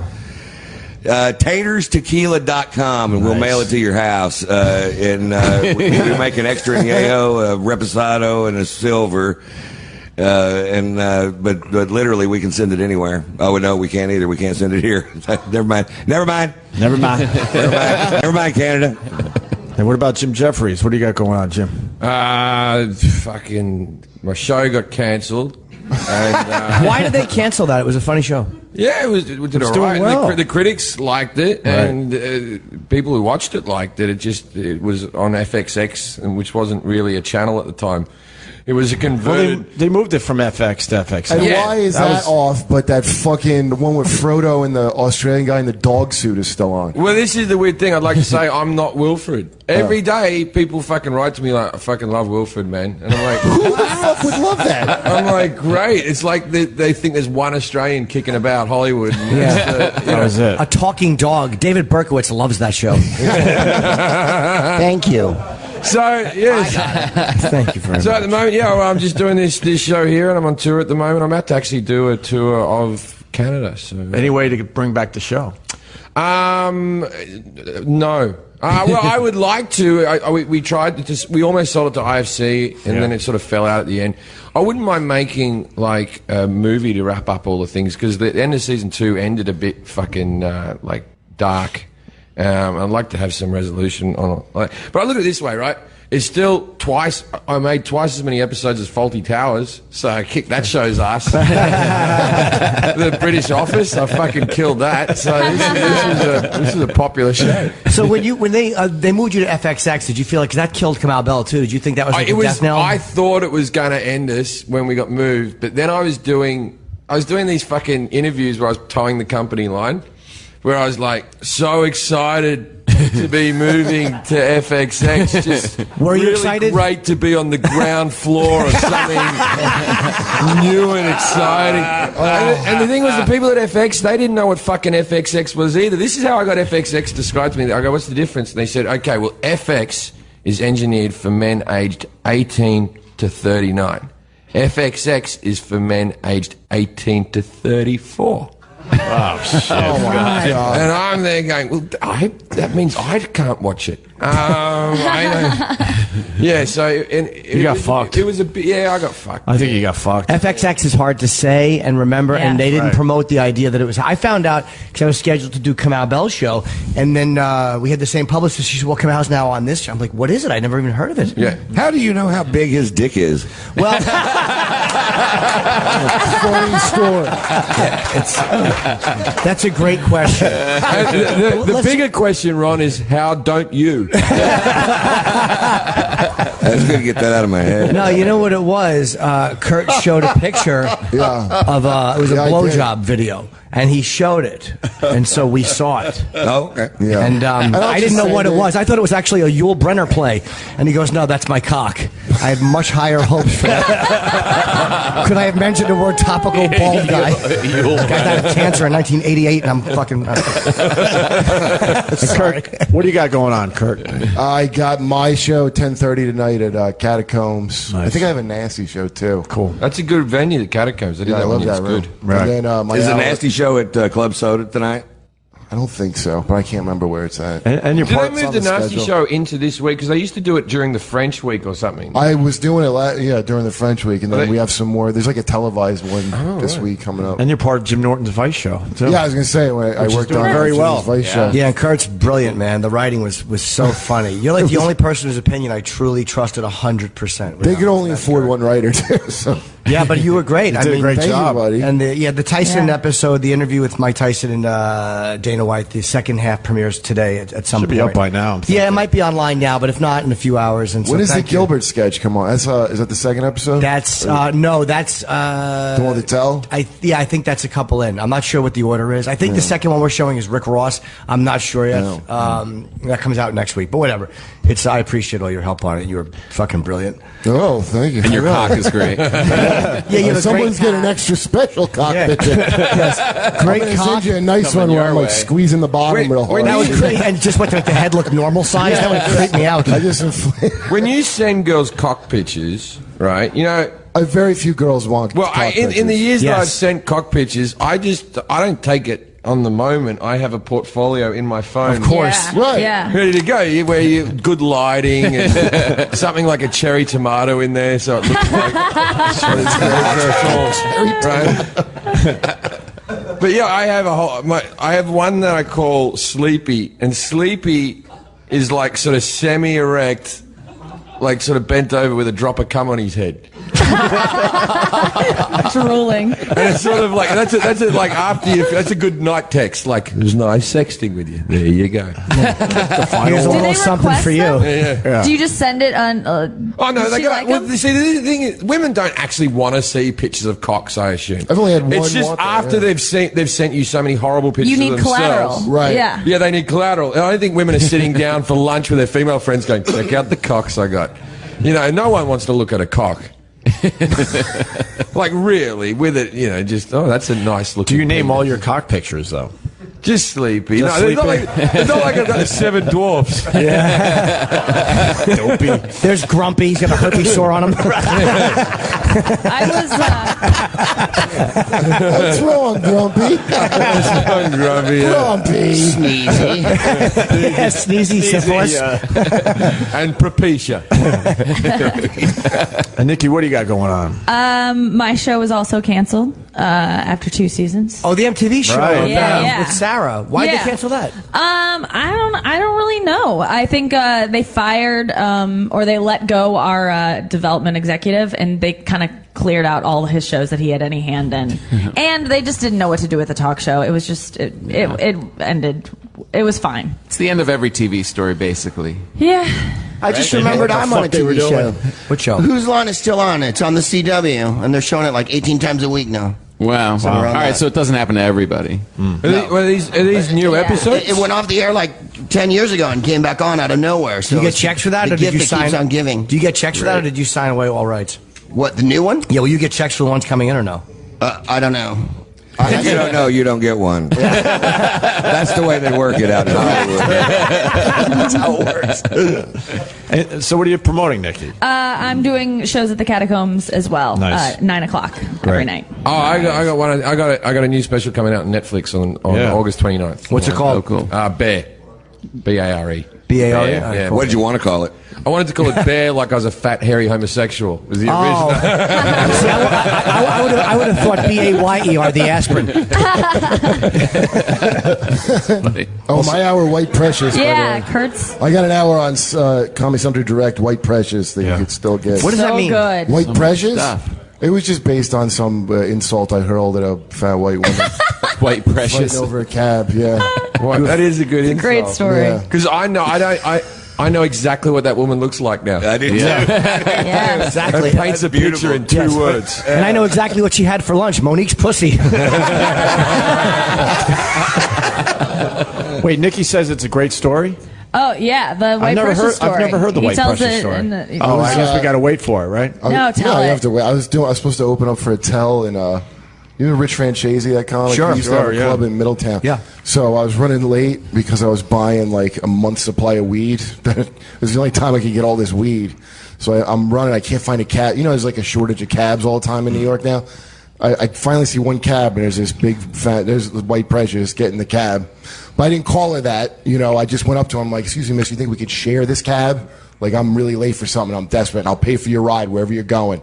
And then she goes like this. Oh, my God, get away from me. Get the fuck away. Help me. So you're saying she reacted properly. She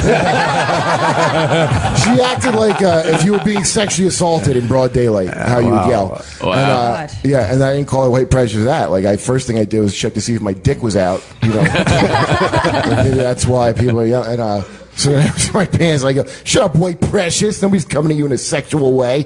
What am I, your dad? Nice. And I really did say it. And then she goes, if you don't stop harassing me, I'm going to call the police. Jesus. And I got real. I'm like, call a cop right now. Like, I'll wait. Call a cop.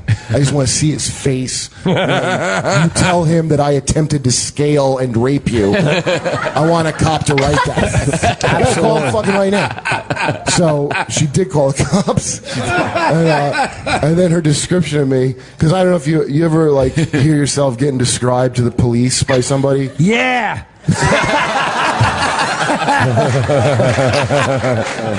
But it was funny. She really, and she goes, he has very strange eyebrows and nostrils. And she goes, he has a blue gym bag. And then that's when I remembered I had all this fucking weed. Fuck. Oh, yeah. So I'm like, I'm yelling at her. I'm like, yeah, you fat bitch. I'm like, oh, God. And I just ran into traffic and hid at Dwayne Reed. 20 minutes, yeah. Before cops came, yeah. What did he look like? Well, do you remember when Arnold was on Mars at the end of Total Recall? And his eyes started 30 seconds into that transition. Picture that guy with a giant cock and a beard. Was the cop alarmed at this woman saying that you were... I don't know. I made a getaway. I finally found a cab. And meanwhile, Attell was just going to leave without me. I was trying to explain this whole story with him. Well, can you do the spot or not? My mother's kind of gross looking. And she is. It's been well documented in my comedy that my mother's a big fat woman, right?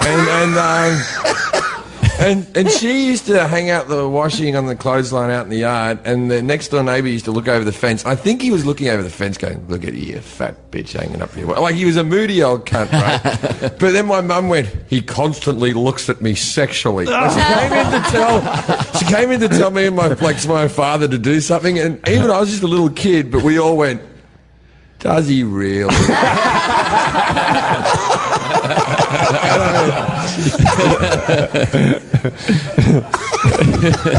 Also, Tom Papa, what do you got going on, brother? I'm doing the Rickles Gala on Friday, and I'm in Soderbergh's new thing coming out on Cinemax. The Nick. It's great. I'm happy for you.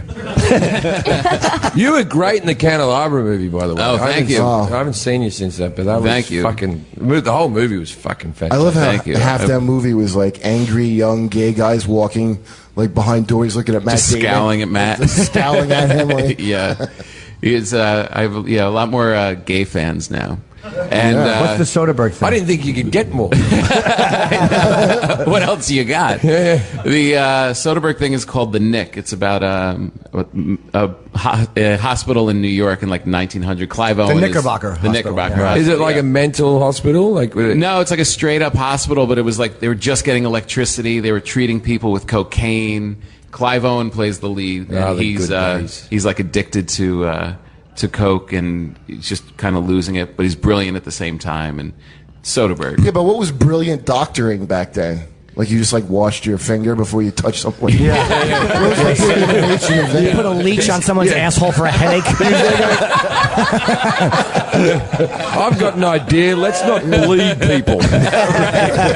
He's a genius. Even back in the old days, who thought bleeding was a good idea? Yeah, it's going to bleed you out. Yeah, just fucking Get all the bad blood out. Put a bowl with him. This will fucking cure him. Oh, we lost another one. Did you know back then they had a huge problem with just like burying people alive all the time because they weren't good at like telling if you were actually dead? Wow. It was, like, before stethoscope. So when people were in comas and stuff. They sold coffins that had these elaborate, like, fucking, like, bell systems, so in case you woke up in a coffin, you could ring the bell. Oh, my God. Yeah. That's why they got all these vampire myths and shit, because they would dig people up and they'd be, like...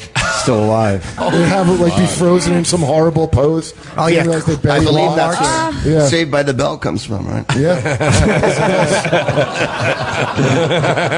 Fucking probably right. The smartest, smartest man in the world. Absolutely. We got a smart one. Yes. Nothing but Nat. Yeah. There's never an episode of that show. Wow.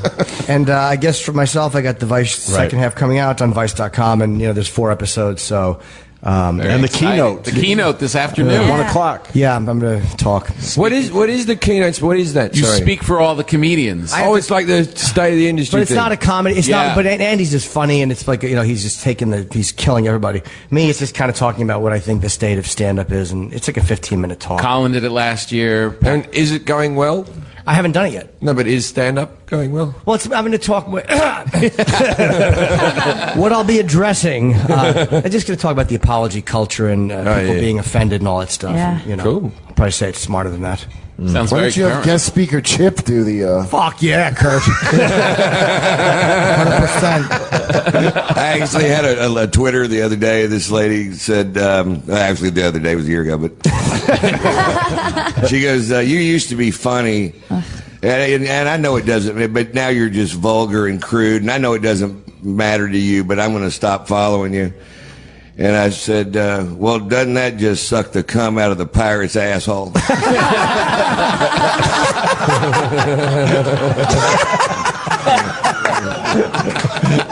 You know what's the funniest bit of that is that it's a pirate. that's the bit where I'm like, all the other swear words, but the pirate, because obviously he's been at sea. Some guys fucked him in the ass. There's been no women around. See, my favorite part of that is that the pirate left the cum in his ass. There's a beautiful piece for all of us. Hidden treasure. Little something for everybody. I don't think we're going to beat that. We're going to get out of here. I want to thank everyone for stopping by today. Let's hear for Tom Papa, Ron White, Greg Proops, Jim Jeffries, Kurt Metzger, and Nick Iglesias. We're going to do this again tomorrow, right? Tomorrow we got, who's on tomorrow? Bob Kelly. Oh. Bill Burr will be here. The whole gang. A whole bunch of guys, Yeah, so. regular guys will be here tomorrow. So Right thank on. you guys very much. Yeah, thanks for checking us out today, guys. We'll see ya. Thanks, Ron. This has been Opie with Jim Norton. This special live broadcast from Montreal's Just for Laughs Comedy Festival will repeat throughout the day. Sirius 206.